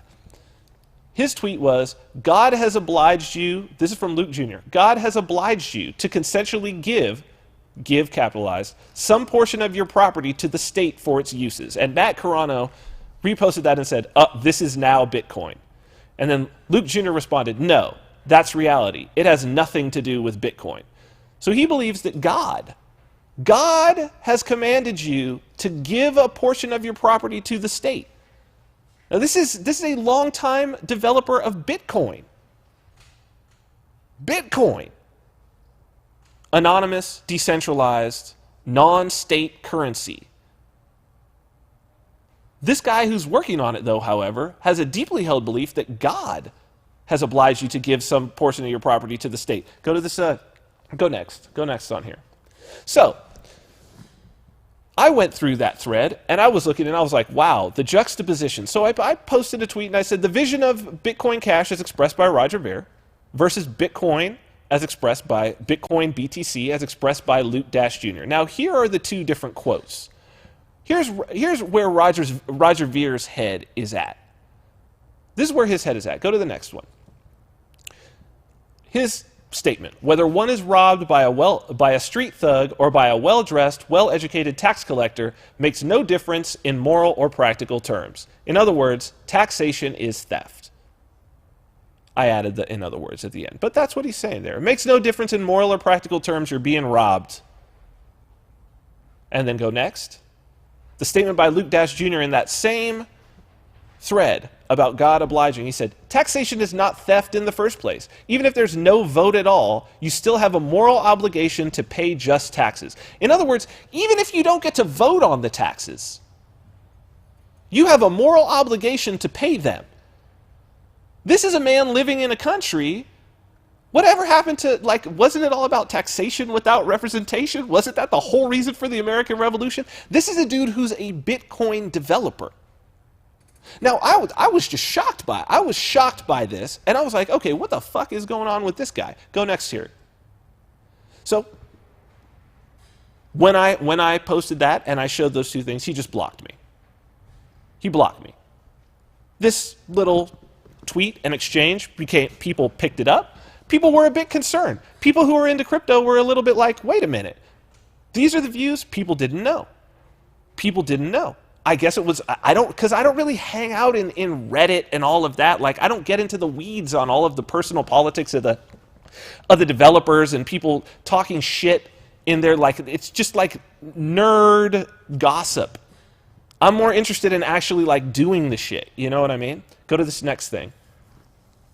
So, Anarchy Doll said, reposted my thing and said that this is important information for ANCAP hodlers. If Luke Jr. doesn't think taxation is theft, will the core dev team betray sovereignty for government regulators? So look, people are concerned. People who are libertarians see a core dev doing this, a developer of the Bitcoin Core node software, which is the most used node and mining software for BTC.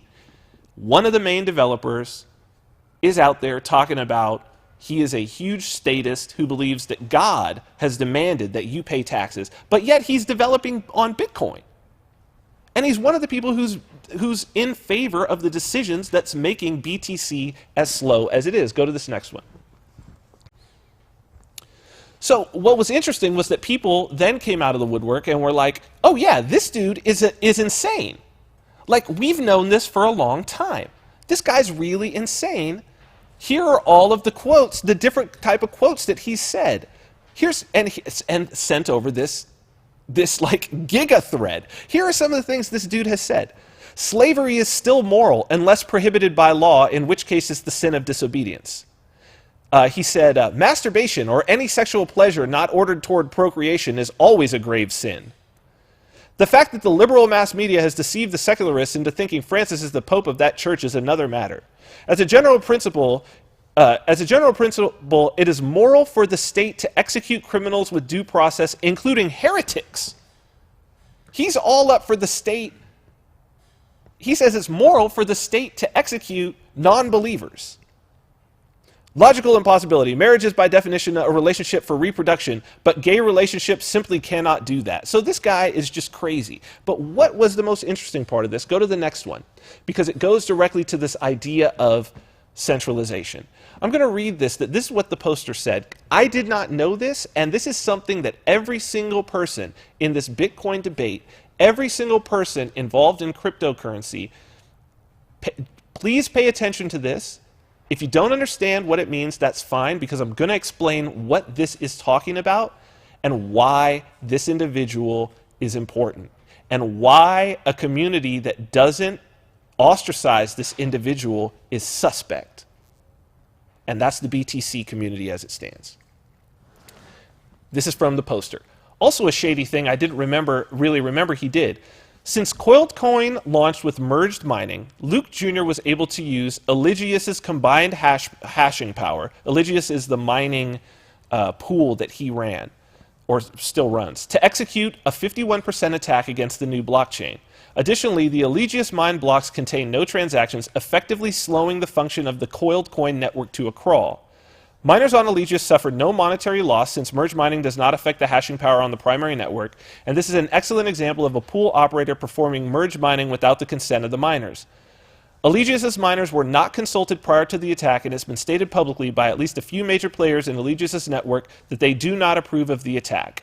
Eligius states that his major motivation was to prevent the damage caused by the pump and dump schemes that most of the alternate currencies typically represent. A large number of coins pre-mined are mined by early adopters, which get sold off rapidly. Even some miners, myself included, who agree with Luke Jr.'s assessment of the altcoin pump and dump scenarios, disapprove of Eligius's actions, since the attack happened without the consent of those actually responsible for it, even when such consent would likely have been given. There is, simply put, a great deal of resentment about not being asked or given any option. Okay, Christian, let me explain what this person is talking about. So, because it goes directly to this idea of BCH is not safe, BCH is centralized. Mm-hmm. In this decentralized system, the way that Bitcoin is designed, you have all these different miners who are nodes, mining nodes. If a single individual is able to take control of, it's not nodes necessarily, but it's the power behind those nodes, right? So you imagine the combined sort of computing power of all of the nodes on the network. If a single individual is able to take control of 51%, I'm gonna give a longer definition of this, but just to think, if you're able to take control of 51%, you can fundamentally do a hostile takeover, right? Like taking control of 51% of the shares of a company. Right. You can appoint a new board of directors, you can do all of this. In this case, you can put in fake transactions, you can reject good transactions, you can double spend money. You could basically destroy the sort of the reliability of this network.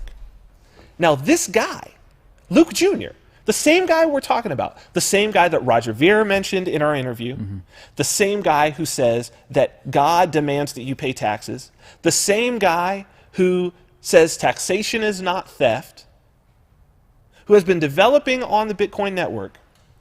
In 2012, a coin came along, a new coin, that offered the ability for, basically, he's got this mining pool, they're mining Bitcoin. It offered the ability that at the same time, they could be mining this coin without losing any of the power that they're using to mine Bitcoin. You basically strap it on. Like you could do this with Bitcoin and Namecoin. You can do this with Litecoin and Dogecoin. They can do this. You can be a Litecoin miner and you could be mining Dogecoin at the exact same time without losing any hashing power. Wow. It's called merge mining. So it's cool. What he does is he without telling. Now a mining pool means a bunch of different miners who all agree to combine their resources and act as one entity to gain the maximum power, right? So they combine together to move their hashing power all into one. That's how most mining is done in a mining pool. Without informing the people that were agreed to be in his pool, without telling them what he was doing, he started mining over onto this new coin.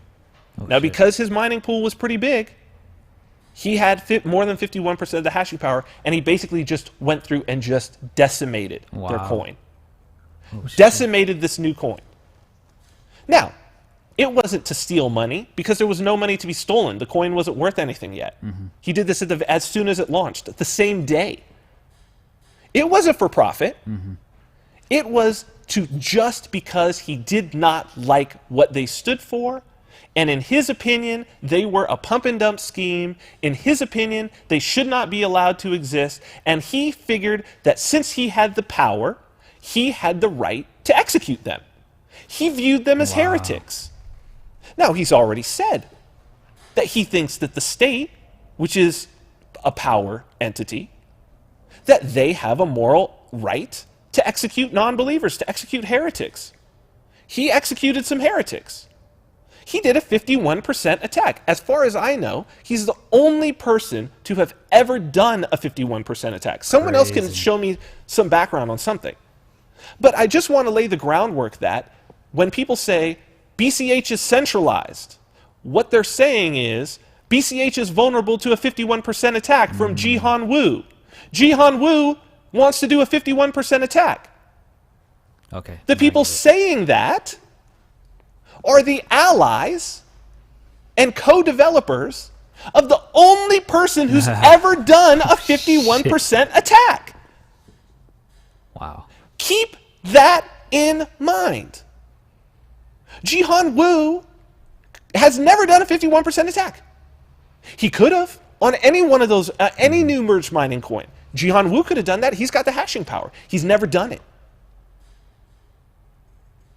Luke Jr. has done it.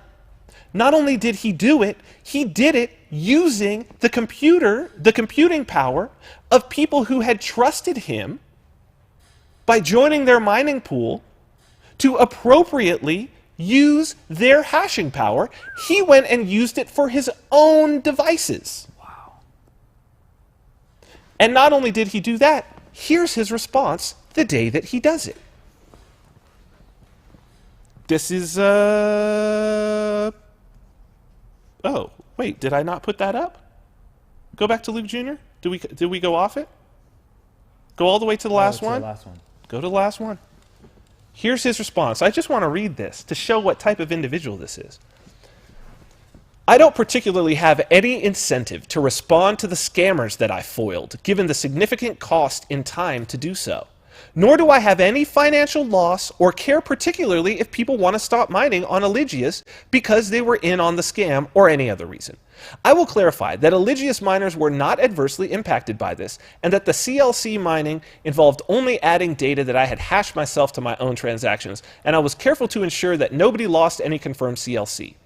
If any Eligius miner wants to inquire further, I will take the time to answer specific, to-the-point questions, which are signed messaged with an active, i.e. has mined in the past week, Eligius payout address that has earned at least 2,000 TBC, which is 5.36 BTC over all time. I want you to just to be sure of what he's saying there. He said, I will respond only to those people who can prove to me that their mining rigs have mined at least 5 Bitcoin on my network. Anyone else, I will not respond to you about this. So you have to be one of the top miners for him to even respond. And it's got to be a specific, to-the-point question. He said, now here's what's important. Eligius is a Bitcoin mining pool, and I am, as always, committed to doing my best to contribute to and protect the Bitcoin ecosystem. Pyramid schemes built upon forks of the Bitcoin software ultimately discredit and harm Bitcoin's reputation. I hope CoiledCoin will be the last of such scams now that it is clear that there are people, not just myself, willing to stand up to them. Namecoin alone demonstrates a legitimate, innovative use of a Bitcoin technology, and while I don't personally agree with their ideas' goals, I see it as a good thing for Bitcoin and worth cooperating with. He said, while the opposition seemed to be very venomous and vocal, I have gotten a lot more positive support from a headcount perspective. So what has this guy proven, Christian? What is he saying there? He's saying, if I don't like you, I feel more than justified to turn my resources, if I have the power, to turn my resources against you and destroy your project. Mm-hmm. Which is what's happening right now. Without anybody else's permission, without any consensus from anybody, without any consultation with you, it's basically it's a protection racket. If I don't like you, I'm going to turn this on you. That is to say that were he to have the resources, were he to be in possession of the resources, to do the same thing, to do a 51% attack on Bitcoin Cash, there's every reason to believe that he would have done it instantly. Instantly. No matter who he hurt in the process. Anyone that he disagrees with, he says, by any means necessary. By any means necessary, I will not respect your property. By any means necessary, I will just maliciously, not to make a profit, just maliciously will destroy your project if it doesn't fit with my own vision of what I think Bitcoin should be. Wow. That is not the governance model of a decentralized, liberty-minded currency of the people. That is the governance model of the state. So, when people like Anarchy Ball say, should we be worried about this guy partnering with the state? Now, here's somebody who knows as much about Bitcoin as anybody else does. Should we be worried about this guy? Is he a weak link in the chain? Should we be worried about this guy being involved in decisions about the future of Bitcoin when he clearly is a huge fan of state power and believes that the state even has a moral right to execute people who don't believe in his religion?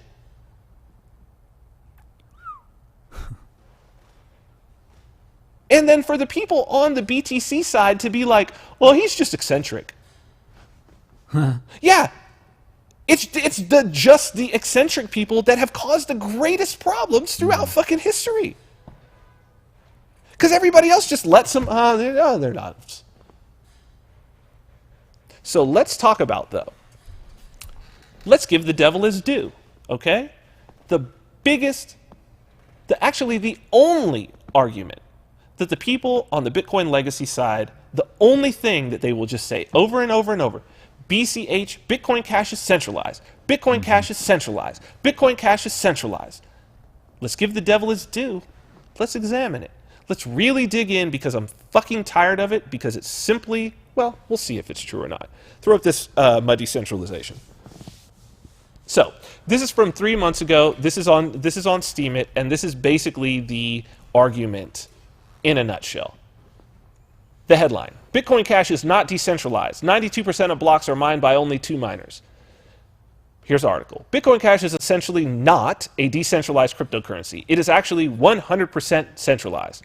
I've reviewed the last 50 mined blocks on the Bitcoin Cash network, see table below, and I noticed all of them were mined by only 3 anonymous miners, and 46 of the last 50 blocks were mined by only 2 miners or mining pools.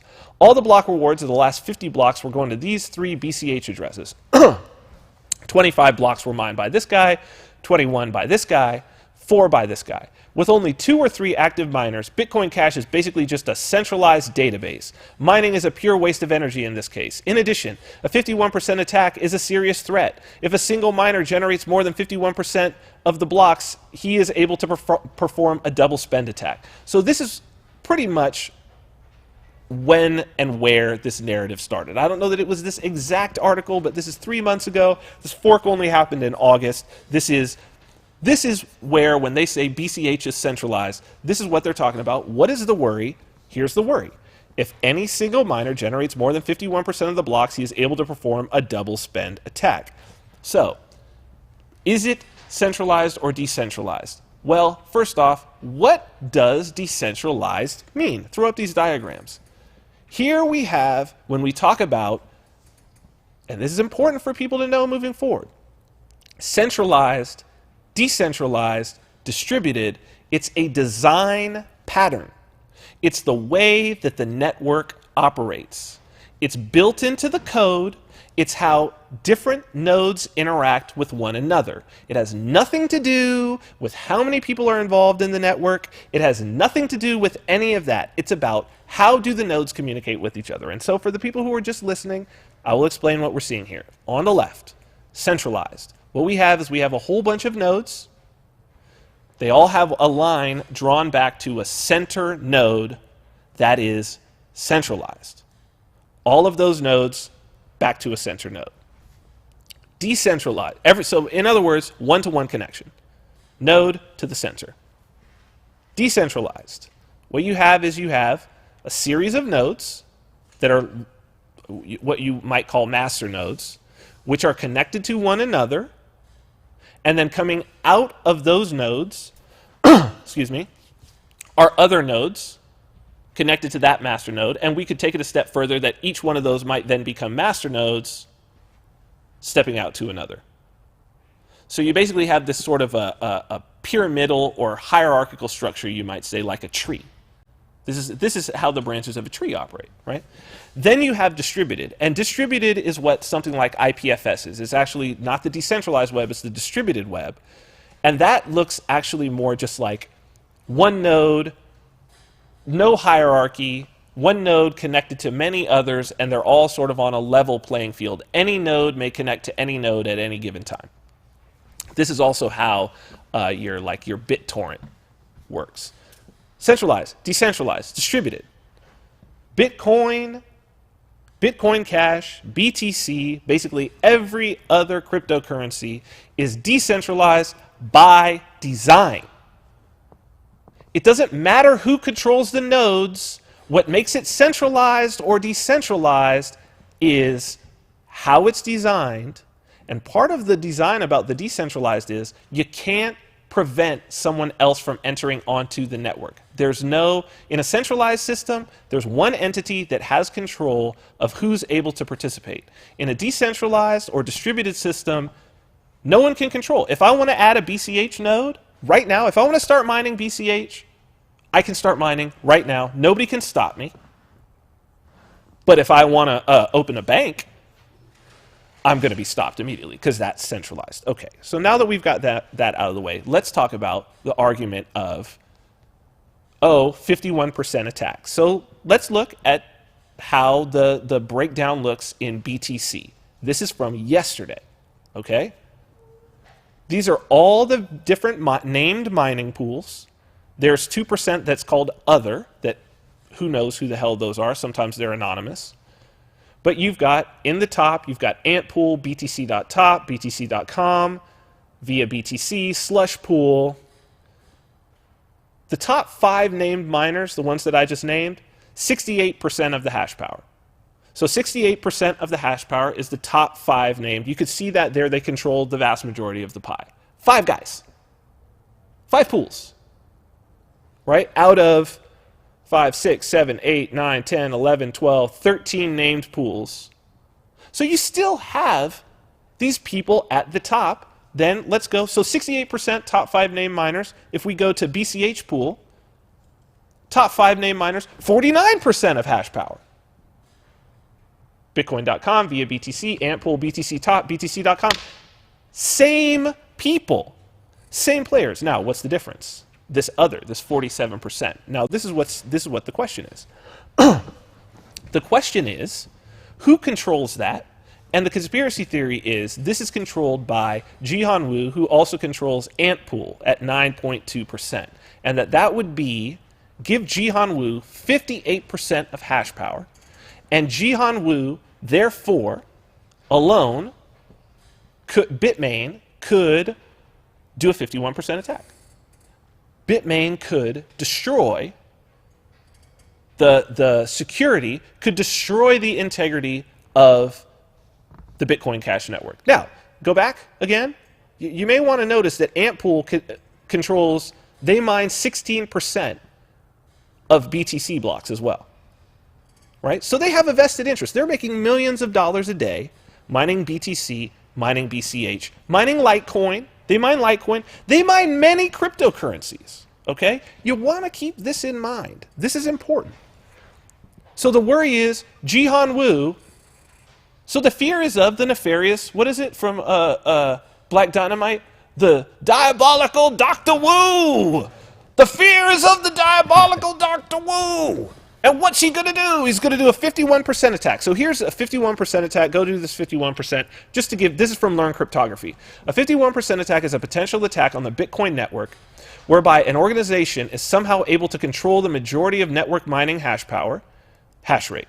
Bitcoin is secured by having all miners, computers processing the network's transactions, agree on a shared ledger called the blockchain. Bitcoin nodes look to each other to verify what they're working on as the valid blockchain. If the majority of miners are controlled by a single entity, they would have the power to, at least attempt to, decide which transactions get approved or not. This would allow them to prevent other transactions and allow their own coins to be spent multiple times, a process called double spending.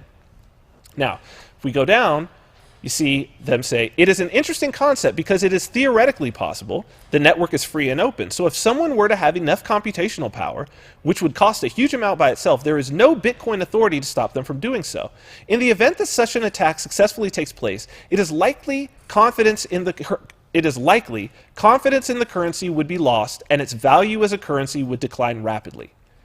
In reality, a 51% attack is feasible, especially with the rise of mining pools, groups of people mining together as a single unit.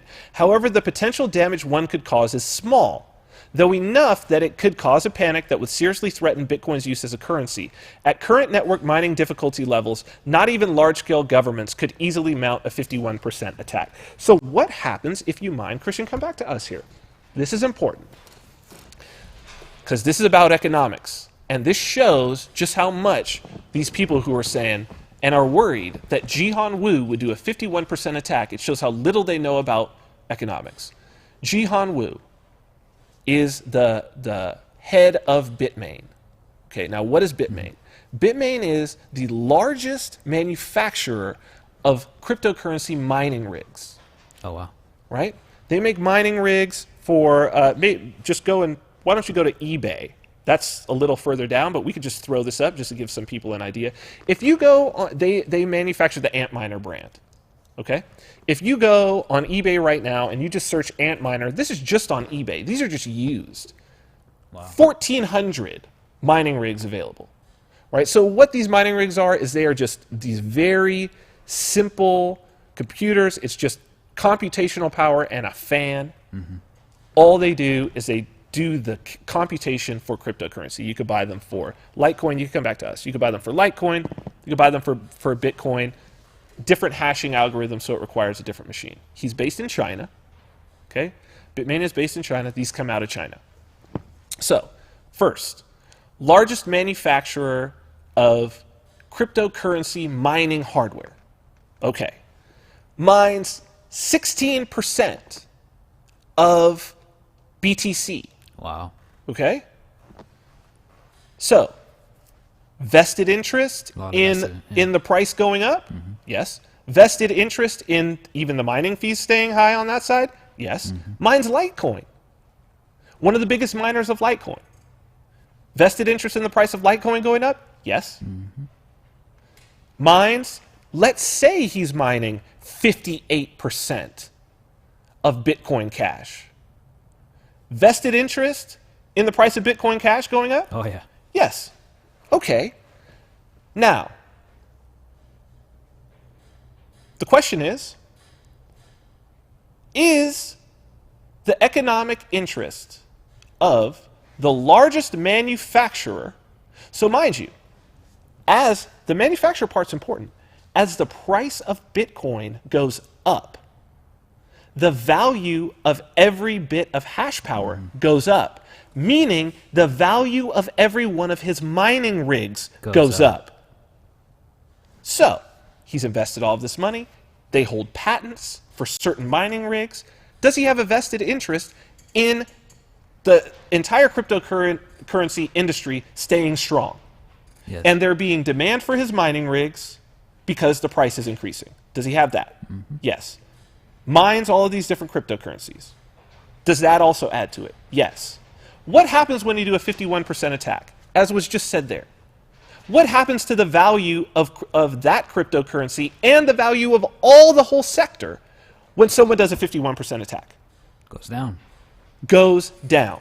Now, of all the people in the world who would have a vested interest in making sure that a 51% attack never happened on any cryptocurrency. As a matter of fact, of all the people in the world, who would have the most interest in protecting every single blockchain from a 51% attack, even if it meant going and getting 51% of the hashing power? Who would be that person? Whoa. The diabolical Dr. Wu. The one fucking guy in the world who you would actually want to have 51% if anyone did. And that's their biggest fear. Their biggest fear is that the one guy who would suffer the most from doing a 51% attack would do a 51% attack. While on their same side, the guy who they defend as, oh, he's just eccentric, is the only guy to ever do a 51% attack, and who did it because, as he said, I suffered not at all. He said it himself.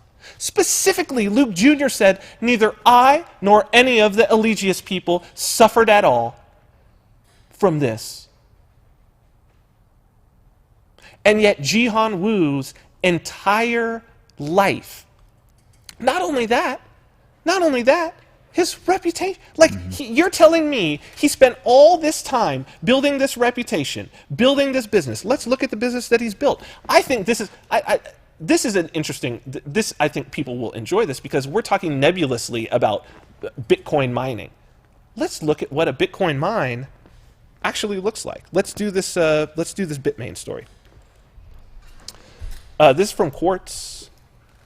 So, inside one of the world's largest Bitcoin mines. One of the world's largest Bitcoin mines is located in Sanshangliang Industrial Park in the outskirts of the city of Ordos in Inner Mongolia, an autonomous region that's part of China. It's 400 miles from China's capital, Beijing, and 35 miles from the city of Baotou. The mine is just off the highway near the intersection of Latitude 3rd Road and Longitude 3rd Road. Sits amidst abandoned half-built factories, victims of an earlier coal mining boom that fizzled out, leaving Ordos and its outlying areas littered with the shells of unfinished buildings. The mine belongs to Bitmain, a Beijing-based company that also makes mining machines that perform billions of calculations per second to try and crack the cryptographic puzzle that yields new bitcoins. 50 Bitmain staff, many of them local to Ordos, watch over 8 buildings crammed with 25,000 machines that are cranking through calculations 24 hours a day. One of the buildings is devoted to mining Litecoin, an ascendant cryptocurrency. The staff live on site in a building with a dormitory, offices, a canteen, and a repair center. For recreation, they play basketball on an unfinished cement court. Bitcoin mining consumes enormous amounts of electricity, which is why miners seek out locations that offer cheap energy. The Ordos mine was set up in 2014, making it China's oldest large-scale mining facility. Bitmain acquired it in 2015. It's powered by electricity mostly from coal-fired power plants. Its daily electricity bill amounts to $39,000. Bitmain also operates other mines in China's remote areas like the mountainous Yunnan province in the south and the autonomous region of Zhejiang in the west. Despite the cost, Bitcoin mining remains a lucrative industry. At the current Bitcoin price, this was when it was $4,000 per Bitcoin. Miners compete for over $7 million in new Bitcoins a day. Now that's going to be closer to 15. The more processing power a mining operation controls, the higher its chances of winning a chunk of those millions. The Ordos mine accounts for over 4% of the processing power on the Bitcoin network, a huge amount for a single facility. Go ahead and show this video, this mine video, to get a chance of what we're actually talking about. In China. You can leave me on, I guess, because I'll do a little narrative. Inner Mongolia, China. Machines compete for $7 million in new Bitcoins mined every day. You can see no frills. No frills. It's in a cold area. So you don't want to spend any money that you don't have to spend. They're not using AC to cool it.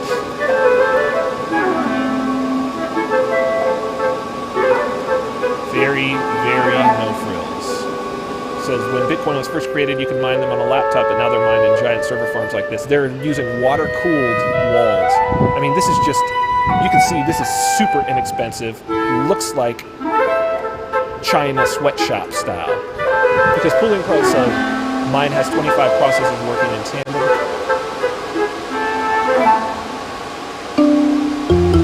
Its daily electricity bill is around $39,000. One of the reasons it's in Inner Mongolia is because electricity is relatively cheap.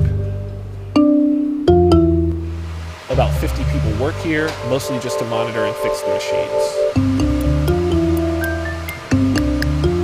It's unknown how many Bitcoin mines exist in the world, but China is home to most of them. You can see, man, I mean, this is no frills. Mines in China consume about half the power that the whole world uses for Bitcoin mining. So, Christian, you can talk like this. So your cost is your location, your electricity, your equipment, and your labor. All the equipment comes from China. The electricity's cheap in China, the place that he is. The work is clearly cheap in China. We're about to show how no frills this is. Throw up these mine slides so that people can really get an idea. So this is the Bitmain facility we were just looking at. Keep going. I want people to get an appreciation for how no frills this is and why this guy is dominating. And why this will never happen in the US. Keep going.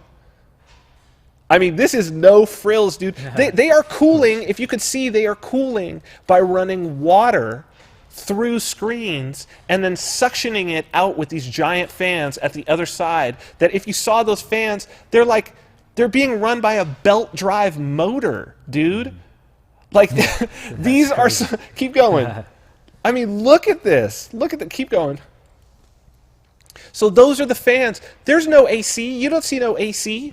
This is definitely not up to code.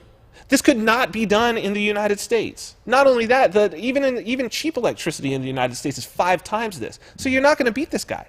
And he's the one who's manufacturing the equipment. And it's being manufactured in China. Wow. Let's keep going. Keep going. These are workers working there. Look at this guy. Keep going. How much you think? You think they're making 15 an hour? I mean, look at how low frills this is, dude. It looks straight out of communist China. Keep going. Keep going. This is where they live. Shit. 4 up in a dormitory in bunk beds. Look at that, dude. It's got 50 people, and they live in there, man. Keep going. They're eating. This is it. Crazy. So, Christian, this is... The fear is, and I don't know, it's just because people are not even thinking. It's like, yeah, of course the Chinese are going to be... Yeah. Of course they're going to dominate this industry. Yeah, for sure. It's a pure numbers game, and no one in the U.S. will ever be able to compete without state subsidies, but it starts to make you think. It starts to make you think, if I was a state actor, and I didn't want the Chinese to become dominant in this, I wanted to disincentivize them and incentivize other miners from other places that were not the Chinese. How would I do that? Well, I would need to make sure that the mining fees stayed high. Because the lower the mining fees, there's going to come a certain level where only the Chinese can make money with it. Similar to how the oil situation in the US, that like there's a certain point where only the Saudis can make money with their oil because it only costs them $1 per barrel to bring it out of the ground. Whereas it costs for us to do it in the oil sands like 30. Right? So you don't ever want the price to go too low. Right? You want to privilege single nodes. You don't want the block size to get super, super big because they control the mining equipment. They'd be able to outbuild you, and maybe they could even keep you away from having some of it. What it looks like to me is if you were trying to create a Bitcoin, and if you were trying to basically destroy cryptocurrency and to not let it move forward because you were like, well, we can't privilege the Chinese, that exactly what that would look like is exactly what BTC looks like now. It's crazy. And the exact narrative that you would throw out is that the diabolical Dr. Wu wants to destroy you. The diabolical Dr. Wu wants to destroy all of cryptocurrency. He spent all this time, all this money. They've invested all of this time in creating, he creates cryptocurrency rigs to destroy cryptocurrency. He's invested all of this in mining because what he wants is he wants to destroy the value. Like, the fuck? Yeah, the biggest gold miner in the world, his whole plan is to drop the price of gold. Exactly. Not only gold miner, but manufacturer of tools and... The fuck are you talking about? Oh my God. So I think that it's really clear that it's a complete bullshit narrative. Yeah. The thing is, though, it's going to keep going because it's a religious zealotry. Yeah. Here's what you can know, and I'm going to end it on this because we've gone a little over, but I'm passionate about this. Yeah, right? this is great. Reason has always won out over religion. Religion and the state are like this.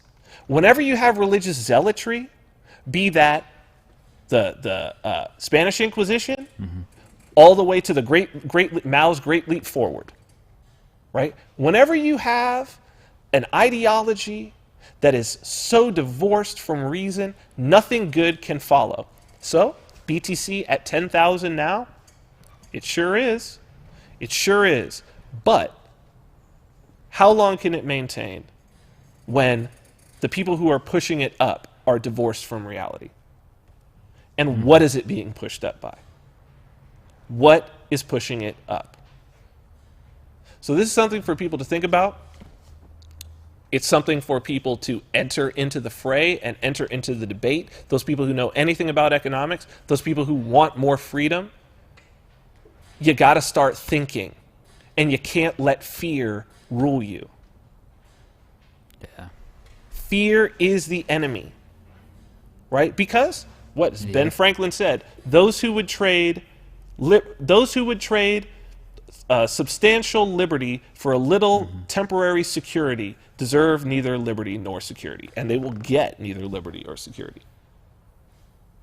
So whenever somebody says, it's not something to be afraid, not secure, think. Human action, economics, where are people's incentives? Where are people's self-interest? Give people credit, right? It's easy to figure out where people stand if you just look at their past actions. Past actions of Roger Ver, libertarian. Past actions of Jihan Wu, the dude wants to mine Bitcoin. Yeah. He wants to mine cryptocurrencies. He wants to see the space expand because he's the leader in it. He stands to dominate by doing it the right way, by protecting the industry. Luke Jr., on the other hand, vindictive, thinks that violent coercion should be used against you and your family if he disagrees with you, and has proven himself that he will destroy shit when given the opportunity, using other people's resources. So, Wow. worth thinking about. Anyway, I think we've reached the time. Oh man, we went way over. But it was good. Show. Thank you for rolling through with that. Yeah, great show. Let me say goodbye to the people. All right. So, thank you for joining us. You can check us out, as always, at youtube.com/VinArmani for the full episode. Also on iTunes and Stitcher for our podcast. By the way, our podcasts are all hosted on IPFS, the Interplanetary File System, which is the distributed web, censorship resistant, and one of the next steps in this whole evolution. So we put our money where our mouth is. We will see you again next week, Monday, 10 a.m. Pacific time. And until then, stay free.